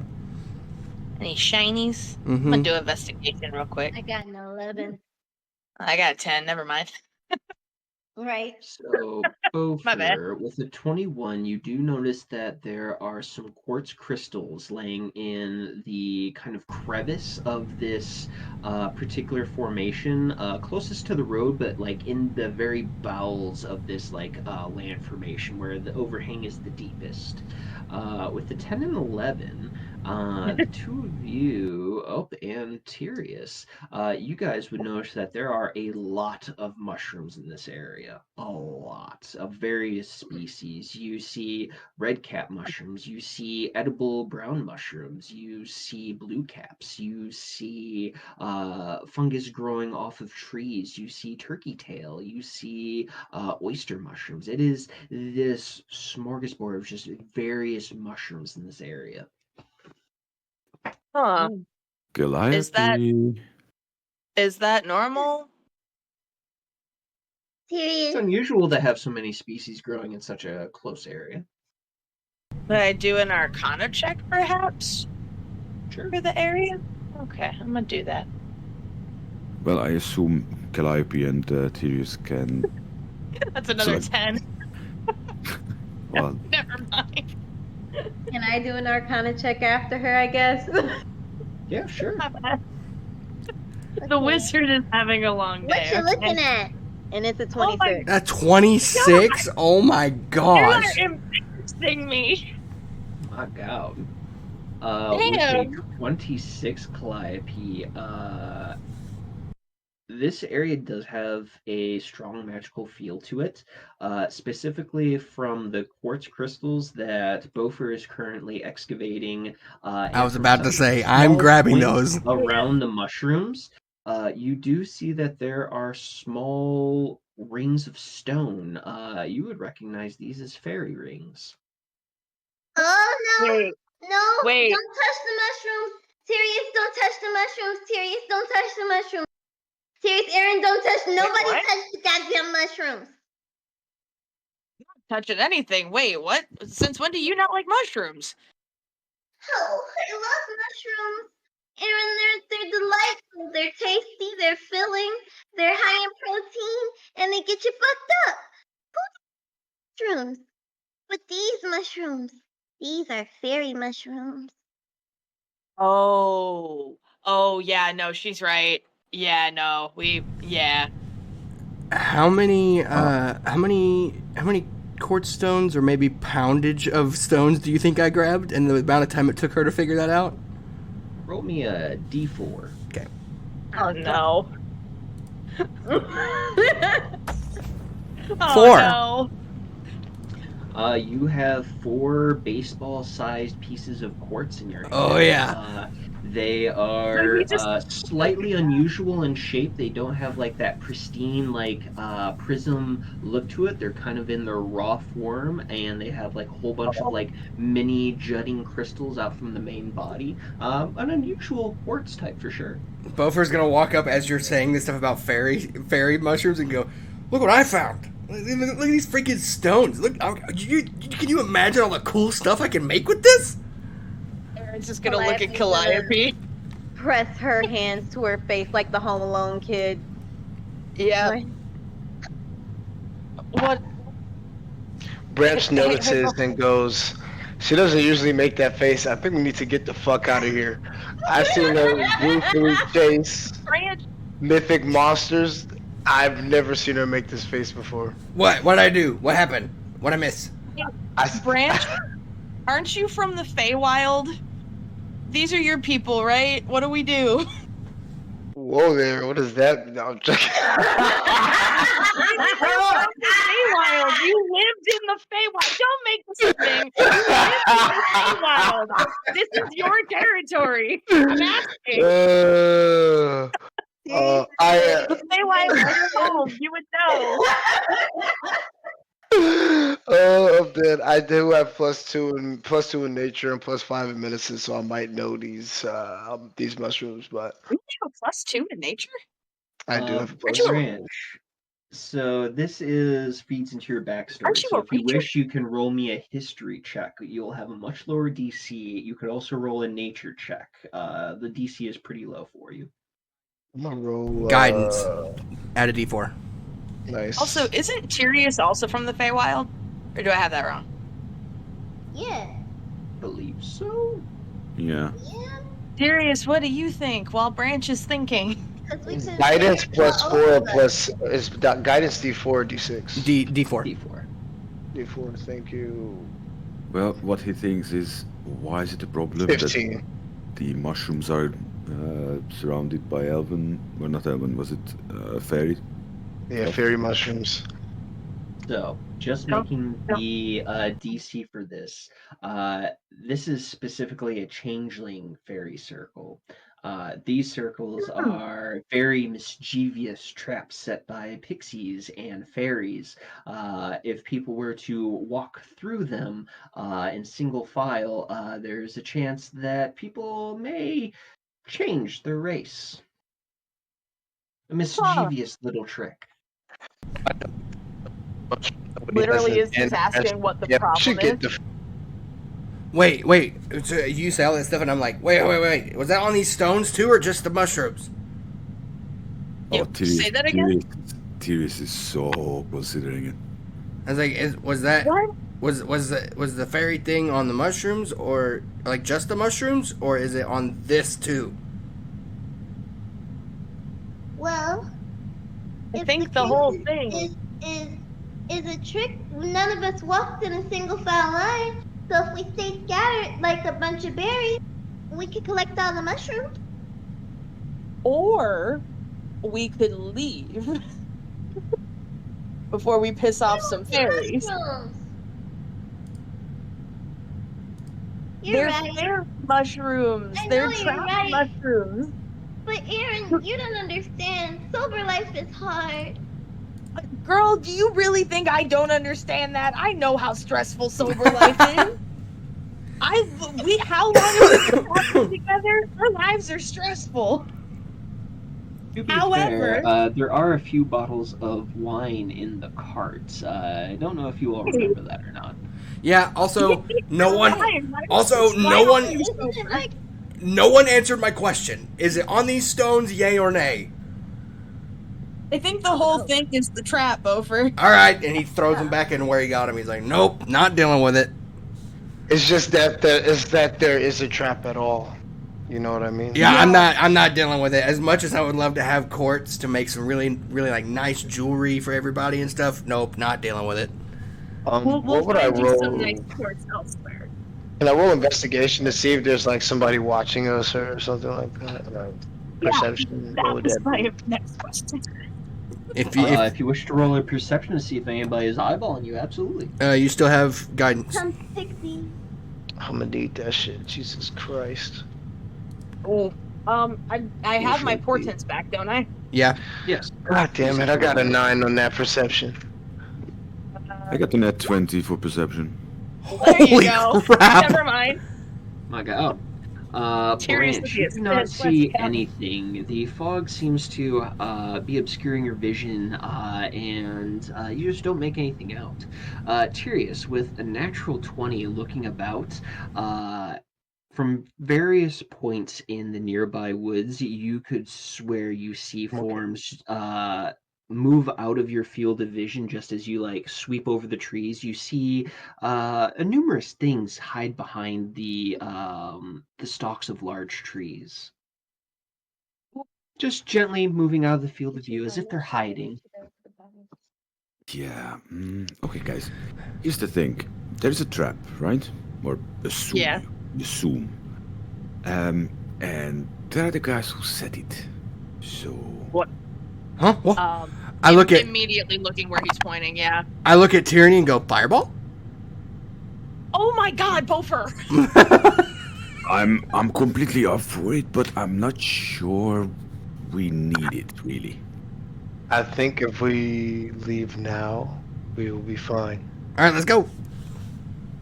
Calliope, just in case, is going to what is it? Is it mantle of not mantle of inspiration? Hold on. Doo-doo-doo. The beacon of hope or something. Yeah. Calliope, do you need to kind of see the person or know the person to link in the mind? Or can you I just need to randomly? see their face and hear their voice. They have to talk to us at least once from out of the shadows, uncovered. So that's for your unlimited mind calling. If you just want yeah, to no. expand your mental prowess to try to feel areas out and see if you can catch any surface thoughts, that is just your normal Kalishtar fuckery. All right. Well, we're Okay. gonna put out feelers, but there was something I could do that gave you guys temporary health.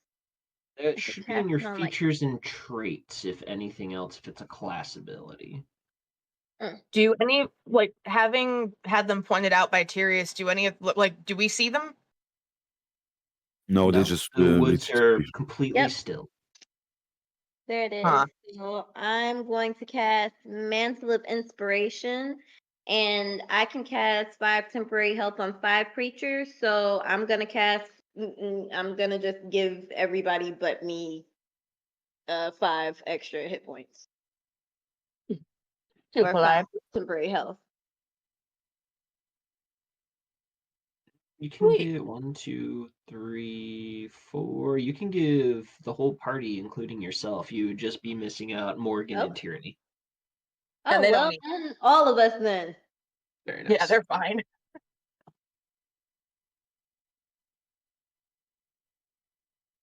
Nice. Very good. Very good. Okay, and then after that, All right, let's see which way is safe to go, I guess. and she's gonna put out her mental feelers to see if we're Give really surrounded me or if they're in one area. give me a perception check, and then also, what languages do you speak? Ooh. I speak Common, Dwarvish, Elvish, and Kori. Very nice. And that perception check came out to 15. On the very edge of your ability to kind of throw out your mental presence, you would catch not necessarily mean-spirited feelings. Mischievous would probably be the nearest comparison to it. But you catch these numerous high-pitched, very fast voices in a language you don't quite understand.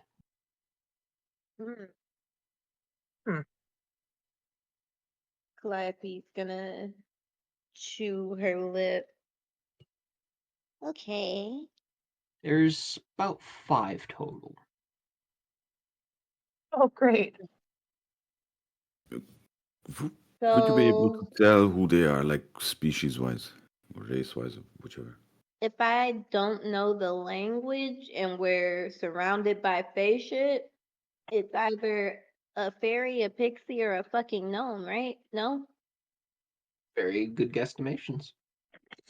Okay, then if we would know if those are the actual people, then we would know roughly the language from experience, education, whatever. They're If I very can get them to share a drink with me, I can learn their language, but that takes time, and you guys hate me making friends, so. Because if, say, Tyrius would be so educated, then he would probably guess Sylvan, Wait. I went looking for it and I found it. Bover's gonna walk up to Calliope and go, Calliope, if you will let me in your brain for just a second, I have comprehend languages.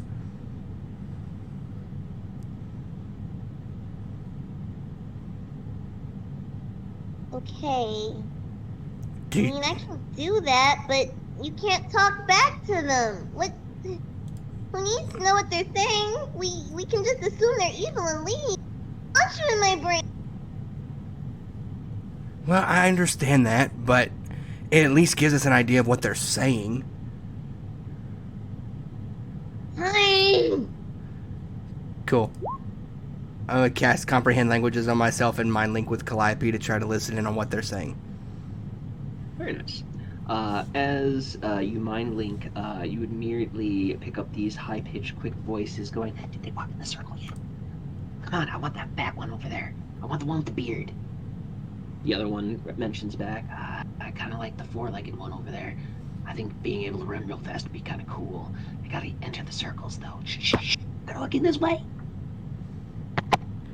I'm gonna I don't know if they even understand our language, but I'm going to try my best to communicate out with her. I don't even know if you can you communicate outwards if you can touch someone like that? Or like send a message? I can cast message. Hold on. Well, and I was gonna ask because I can mind link with anybody within 30 feet. So as long as I can see them, but if I can mentally touch them, I would assume that that's within 30 feet, right? I mean, so would you allow me to then disconnect from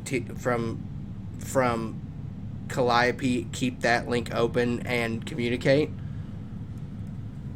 So, comprehend languages allows you to understand them. You cannot speak the language back. Right, that's what I'm saying. I don't know what language they speak, but now I'm in their head. If you would allow me to keep that link open, but I don't know if I can. You can definitely attempt to communicate with them. Cool. I'll just say, I'll look in the direction that Tyrius pointed, and I'll go, I'm not that tasty. It's not that fun it's not as fun as you think to have to ride bareback, and I promise you don't want to mess with us, especially because of that lady. And I point at Tyranny. The whispers that you were hearing, Beaufort, immediately stop, and and you would notice that from the area where you were trying to speak to, a thick plume of fog begins to emerge and obscure that area. I told him off. Oh, really? Did you now? I think so. Let's leave now before we have to find out. Yeah. Let's leave now. We would have never guessed. Good luck. Let us escape. Smack Princess Butterclop's reins. Hi-ho! Fantastic. And with that, who hasn't rolled today? Aaron, roll me a d20, please. With me? Yeah, you. Okay. Scared. Ba-da-ba. Did we get followed? Did we not? It's a 4. Oh. We're about to get got. I'm sorry. Very nice. So, as you guys clap the reins and move on from the changeling fairy circles, this mischievous little trap, making your way, the sun begins to fall and set as darkness begins to overtake the walkway that you guys are currently on. The sky turning this immaculate crimson cotton candy color, the trees and the fog reflecting these neon-esque colors into the surrounding area. You guys travel for probably about another hour, hour and a half, before you guys break out into this small clearing where you guys would see. Oh no. Uh, What the fuck is that? what? Bofer gets you. so excited. No. Bofer gets so excited. It's ruins. Bofer gets so excited. Bofer has not been this excited about anything in a long time. Flappy's gonna sigh and start handing out pixie pots. All right, fellas, come here. Oh boy. What are we looking at? This appears to be some sort of, as weird as it may sound, this looks like some sort of temple complex or a set of temples. You see conduit towers, you see the main body of this elaborate temple, which easily stands maybe 8 or 10 stories tall. Are there any checks that we could do here? What kind of checks are you trying to glean? What are you trying to glean off of these checks? Describe to me what you're trying to look for. Mostly just trying to see if, like, in Erin's studies, she's come across anything similar to this. Anything that might look familiar. Roll a history check at advantage, Miss Archaeologist. And then can Bofer make a religion check, seeing as how this is a temple, and we're getting into some crazy stuff later, and so along with my study guide and seeing a ruined temple, I want to figure out if I can figure out what this is. Yeah, roll me a religion check. At advantage, it's 24. A 24 The other one was 15. History check. She's a nerd. And then I got a 13 religion. So we'll start with you, Bofer. Quickly looking over from your guys' position, you guys are coming in essentially from this area here, kind of taking that roadway up. There are no iconography, symbols, reliefs of any deity here. Bofer gets real. Like how you see for a second, Aaron, we're sitting next to each other in the driver's seat. You saw him scribbling and like drawing what he sees. Totally muted out. Oh, my bad. Can you hear me? Yeah. Yes. For a second in the driver's seat, you saw Bofer, Aaron, just trying to draw what he sees and getting stuff down. And as we get closer, he just kind of slows down and stops and goes, "I don't see any indicator of like a god that would be worshipped here." What does Erin see? Aaron, with your history check, quickly going over the details of what you're seeing, just like the walkway up, the building structure, the materials that are used. This is an unusual building. It carries both Dwarven and Elvish architectures. Elvish with these large, very elaborate archways, and Dwarvish with these perfectly set stones and immaculate 90-degree angles. And even with the passage of time, the cuts are flawless. There's not a crack to be seen on any of the stone surfaces here. There is an absolute monstrous amount of metalwork here too. Like every support beam is metal, every roof here is crafted from copper or tin. There's even like round, to you as players, you would see like power cables going along like the bottom of the streets. With a 24, this is not a structure you have ever seen. Could I do potentially an insight check, kind of vibe check of the area? Because he's talking about there's no insignia of the gods here. Are there any gods watching us, essentially? Is God here? You can definitely do an insight check to get like a feel of the area. 15. 15. The one thing that you would pick up with that insight check is there is an abrupt lack of color here. There are no trees in this temple complex. All the metals are gray, metallic. Like, you can still see the sheen, but there's no, like, color, hue, or pattern to it. The stones are all monotone across the way. There's no variance in any of the stone patterns. It is gray and still here. There's nothing. You said there's no trees. Is there? Do we hear any like bird sounds? Any creatures? Any signs of life at all? It is silence. You don't even feel the winds. Even though seeing you've been traveling all day and you've felt like the wind going through your hair as you travel, as soon as you entered this area and like got into the circle structure, there's no winds, no sounds, nothing. It is so very still here.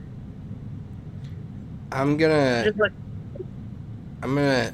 jokingly like dig my elbow in Aaron and go, yeah, that's dwarvish architecture right there. Look at that, and be funny. But I'm gonna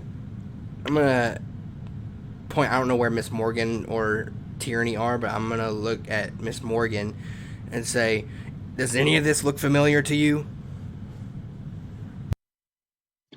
Let's see here. You have a +8 to history, Tyranny. A plus That's not 8? bad. Holy shit! Morgan, you have 6. Not bad. As the two of them hear this question, Morgan on her ethereal horse, and Tyranny floating above the cart as she normally does, the girls kind of like look at each other and look around and go, this would have likely been someplace that would have manufactured sunstones. This is a place of... What's the word I'm looking for here? It just escaped me. This is a place of industry.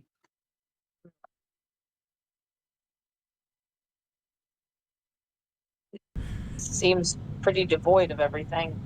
Seems Aaron's like kind of looking at Beaufort, just like Beaufort's eyes are just, as soon as she said industry, Beaufort is wide-eyed and bushy-tailed, just like we hit the jackpot in like studying, research, learning how to build cool stuff. Beaufort is no longer here with you all. He is imagining himself like a factory worker making cool stuff all the time. Like, he is literally like, oh, we hit the jackpot. yeah. And Aaron, seeing that look, is gonna like gently kind of just put her hand on his shoulder, like, dude, I need you to look around and really look at this place for a second. Do you not get this vibe?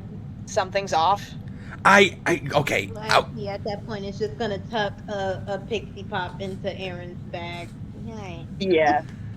Yeah, I feel like Aaron at that point would probably have, like, noticing there's no signs of life around here besides us, she's gonna pull up the reins on the horses and kind of draw up the wagon for a second. Like, is anybody else getting the feeling we shouldn't be here? Me. Come on, don't but wait, Calliope, you're kin. You should this is awesome. It is. It's amazing. It's beautiful. And it's haunted, Beaufort. And I just watched Aaron and you and Tyrius almost die 3 seconds ago, and I almost didn't have enough magic or potions to stop it. So can we please go? That was hours ago, point of order, but I get what she's saying. We didn't almost die. We're fine. We did too. Oh wait, you're talking about the fight with the... You're talking about the fight. I thought you were talking about the fairy thing. Yeah, no, I get that. Yeah. But the sun's going down. It's either in the woods or in a building. And if I have to choose, I'm picking the building.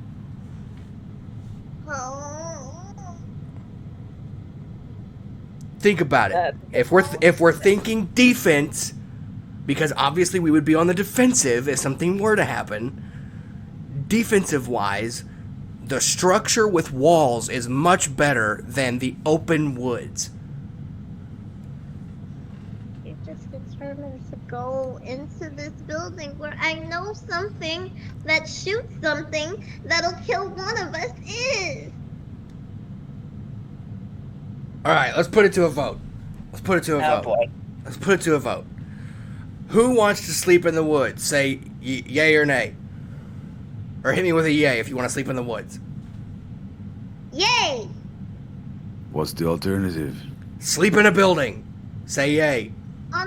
Listen, the ground with the earth and the moss is a lot softer than cold cinder block floors. Yeah, that's what I was thinking as well. We have so- bedrolls. What are you talking about? And it still feels better on a mossy ground. Okay. He's got a point, but you know. Who wants to wake up to crazy abominations in their face? Say aye. Aye. All right. What? That's Okay. Okay. I look at Tierney and Morgan. I go, That building isn't full of crazy abominations. I'm just saying. Calliope's gonna try and place feelers on her brain, like put out mental. I was gonna say we don't know what's in the woods. We also don't know what's in there. I don't know. Calliope, as you put out your feelers, expanding it to the very limits of what you're capable of, this place is devoid of anything. Oh. A ghost town would be an excellent way of referring to this place. so what'd you feel? What's out there? She's gonna come back too, and she's gonna look at Aaron. She's not even looking at Bofer. Nothing is there.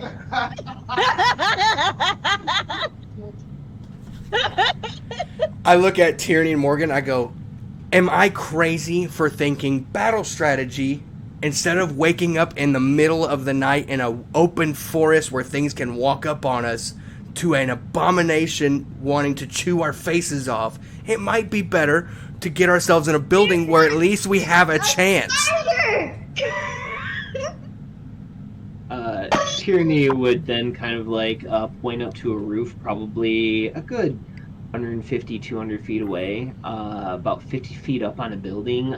You see a absolutely massive tiger that's just stretching and begins prowling on its roof. Hasn't noticed you yet, from what you can tell. A what? A tiger? A tiger. A what? Mhm. Where I did think we should Okay, hang on. sleep in the forest. I think we should sleep in the forest. Have none of Wait, you? wait. Wait, I've always wanted to try tiger. Nobody's ever eaten tiger. I was about to ask, like, Gopher. I'm gonna ride it. What the fuck? Wait, Who knows yeah, these Calliope, things? didn't you say you wanted to ride a tiger? Yes. What tiger's so bad? I'm kind of But- hungry if I'm honest. Oh my god. Bover's looking up at it. There are rations. We will not eat that majestic creature.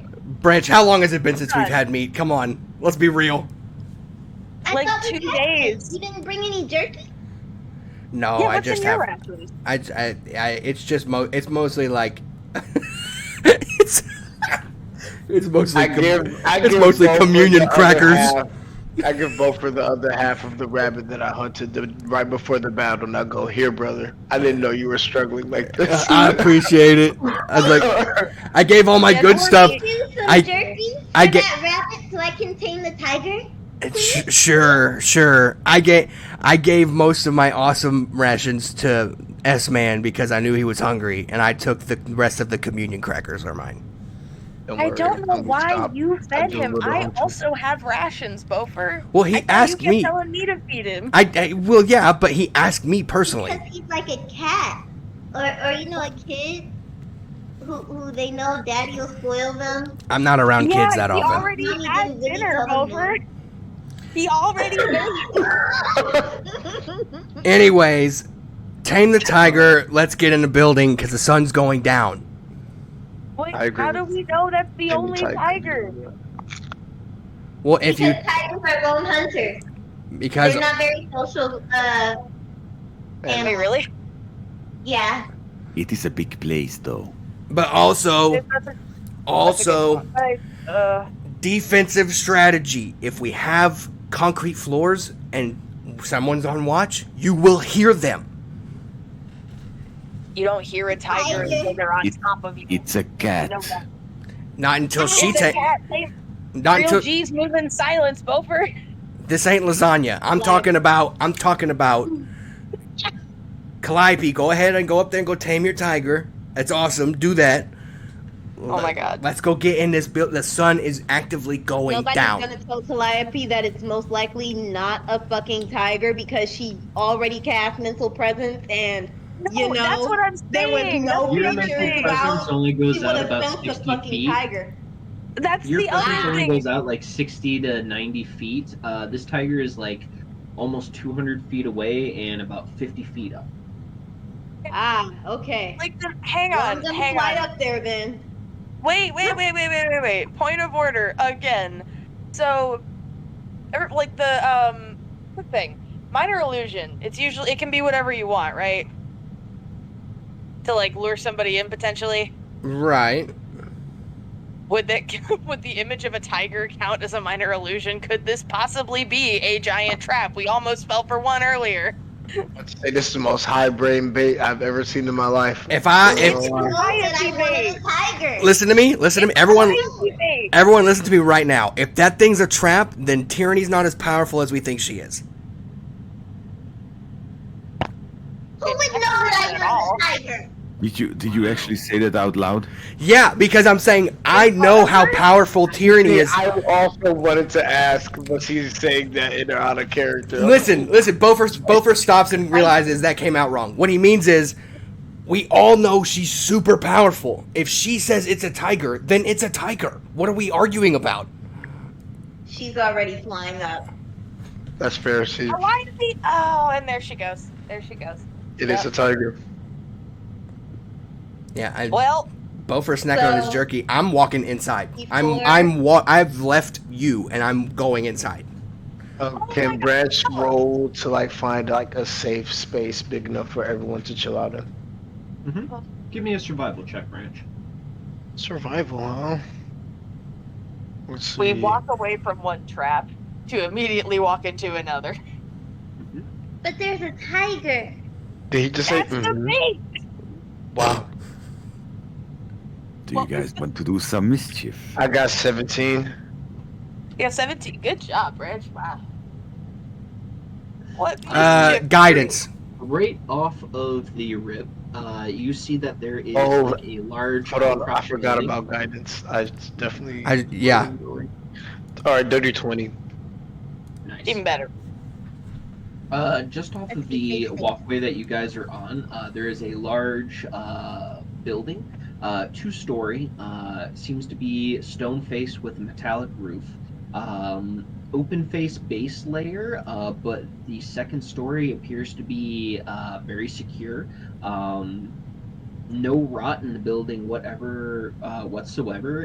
Little dusty in places. But easily secured on the second floor. You guys would have to leave the horses and the cart on the base floor, but you could bring everything inside. There are like large swinging doors that you guys could close and lock up for the night. Oh, Branch goes, "Hey friends, I see a perfect spot right over there. If you guys can park the wagon right in there, I think we can settle down right here for night while she talks to a tiger." While Calliope flies up and tames her tiger. Yeah, Beaufort. Beaufort's like, that's You're fine. already flying away. I'm grabbing. I'm gonna pull out my charcoal torch and I'm gonna light it, and I'm gonna be like, I'm going inside this building just to at least get a look, because this is architecture. This is real architecture. I'm gonna look at this. I'm going to look at this. Mm-hmm. Oh, we can't let them go alone. We can't let them both go alone. Damn Go it. with your daddy, Aaron. Go with your daddy. It's okay. Okay. First of all, my dad's dead. Second of all, Batman, my parents are dead. yeah. First of all, ouch. Second of all, you're going in there too. Dead parents.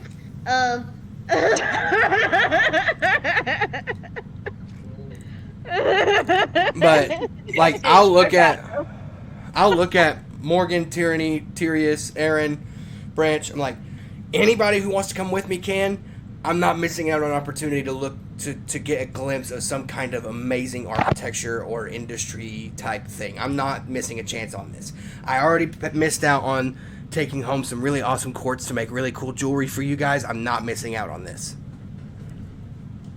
Tyranny speaks up and goes, "This would definitely be the place to find up on some various materials. Quartz is a common substitute for sunstone, so I imagine there may be stockpiles of it somewhere in here." Perfect. That's what I'm talking about. Thank you, Miss Tyranny. Thank you. Thank you, Tyranny, for giving him more of a reason to wander away from the group into the creepy building. I guess we're all going, because I'm not letting you walk in there alone. God's damn it. That's fine. We don't have to sleep in there. Like, if y'all really don't want to sleep in there, we don't have to. But I'm at least going in. I don't want to go with Branch's in at check, all. this is definitely the most secure building that you guys can find within reach. Oh, it's sealed? It can be. Branch is Like, already it's just going to setting be up you guys property. like closing the doors and then locking the doors in. After that, the horses and the cart could be on the base layer with plenty of room, and then you guys can go up to the second story to sleep and secure the second floor. Cool. And then wait, where did Calliope fly off to again? If we're going to this second story building, where is she? If Calliope is wanting to do tiger stuff and things, I'm going to need a stealth and a perception check from her. Yeah. And no, yeah, Beaufort, I Um, thought you were going into like the main structure, like That's the where I'm big building. going. That's where I'm going. Yeah. I'm going into the main That's why- structure. Oh no! That's what I'm saying, So like, I'm this not even area caring where about I'm the- pinging is the building that Branch found. Yeah. Yeah, no, and For what us I'm to saying is that if Beaufort's going into the big building, the air is gonna Branch kick up the horse approaches again and Aaron. take the wagon. and goes to Aaron after the wagon's parked. I think you should go with Beaufort, and I'm gonna go with I'm gonna go for Calliope because I have a high run speed, and she just flew like across the city to go talk to a tiger. Yeah, could you? So, guys, Sirius, let- what are you up to? well, Yeah. let me just sum up the situation here. So we have two people running off after a tiger, which Yeah. we don't know what if it's a real or a demon or whatever. Then It could be anything. we have one who wants to basically go and explore and whatever, completely blind. And then we have two here who, well, one of them doesn't really care. The other one is, let's see, wants to play the Greenpeace lady and want to hug trees for the night.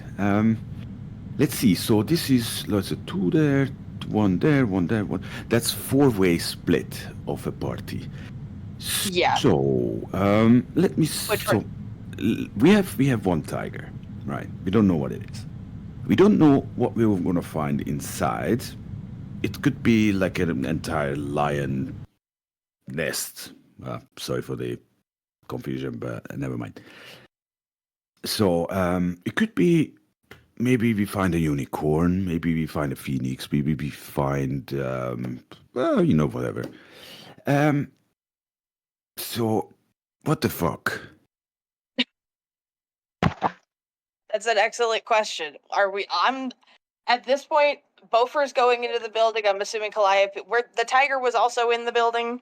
Do we still have our tiger Phoenix? Oh yeah. Where is it?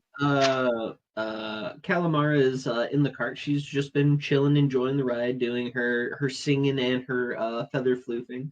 The tiger itself is on top of a metal roof. Like I said, probably like 150, 200 feet away, and about 50 feet up on like this large building it has claimed as its nest. Right. So Beaufort and Calliope are both going like ahead to the big building. Yes.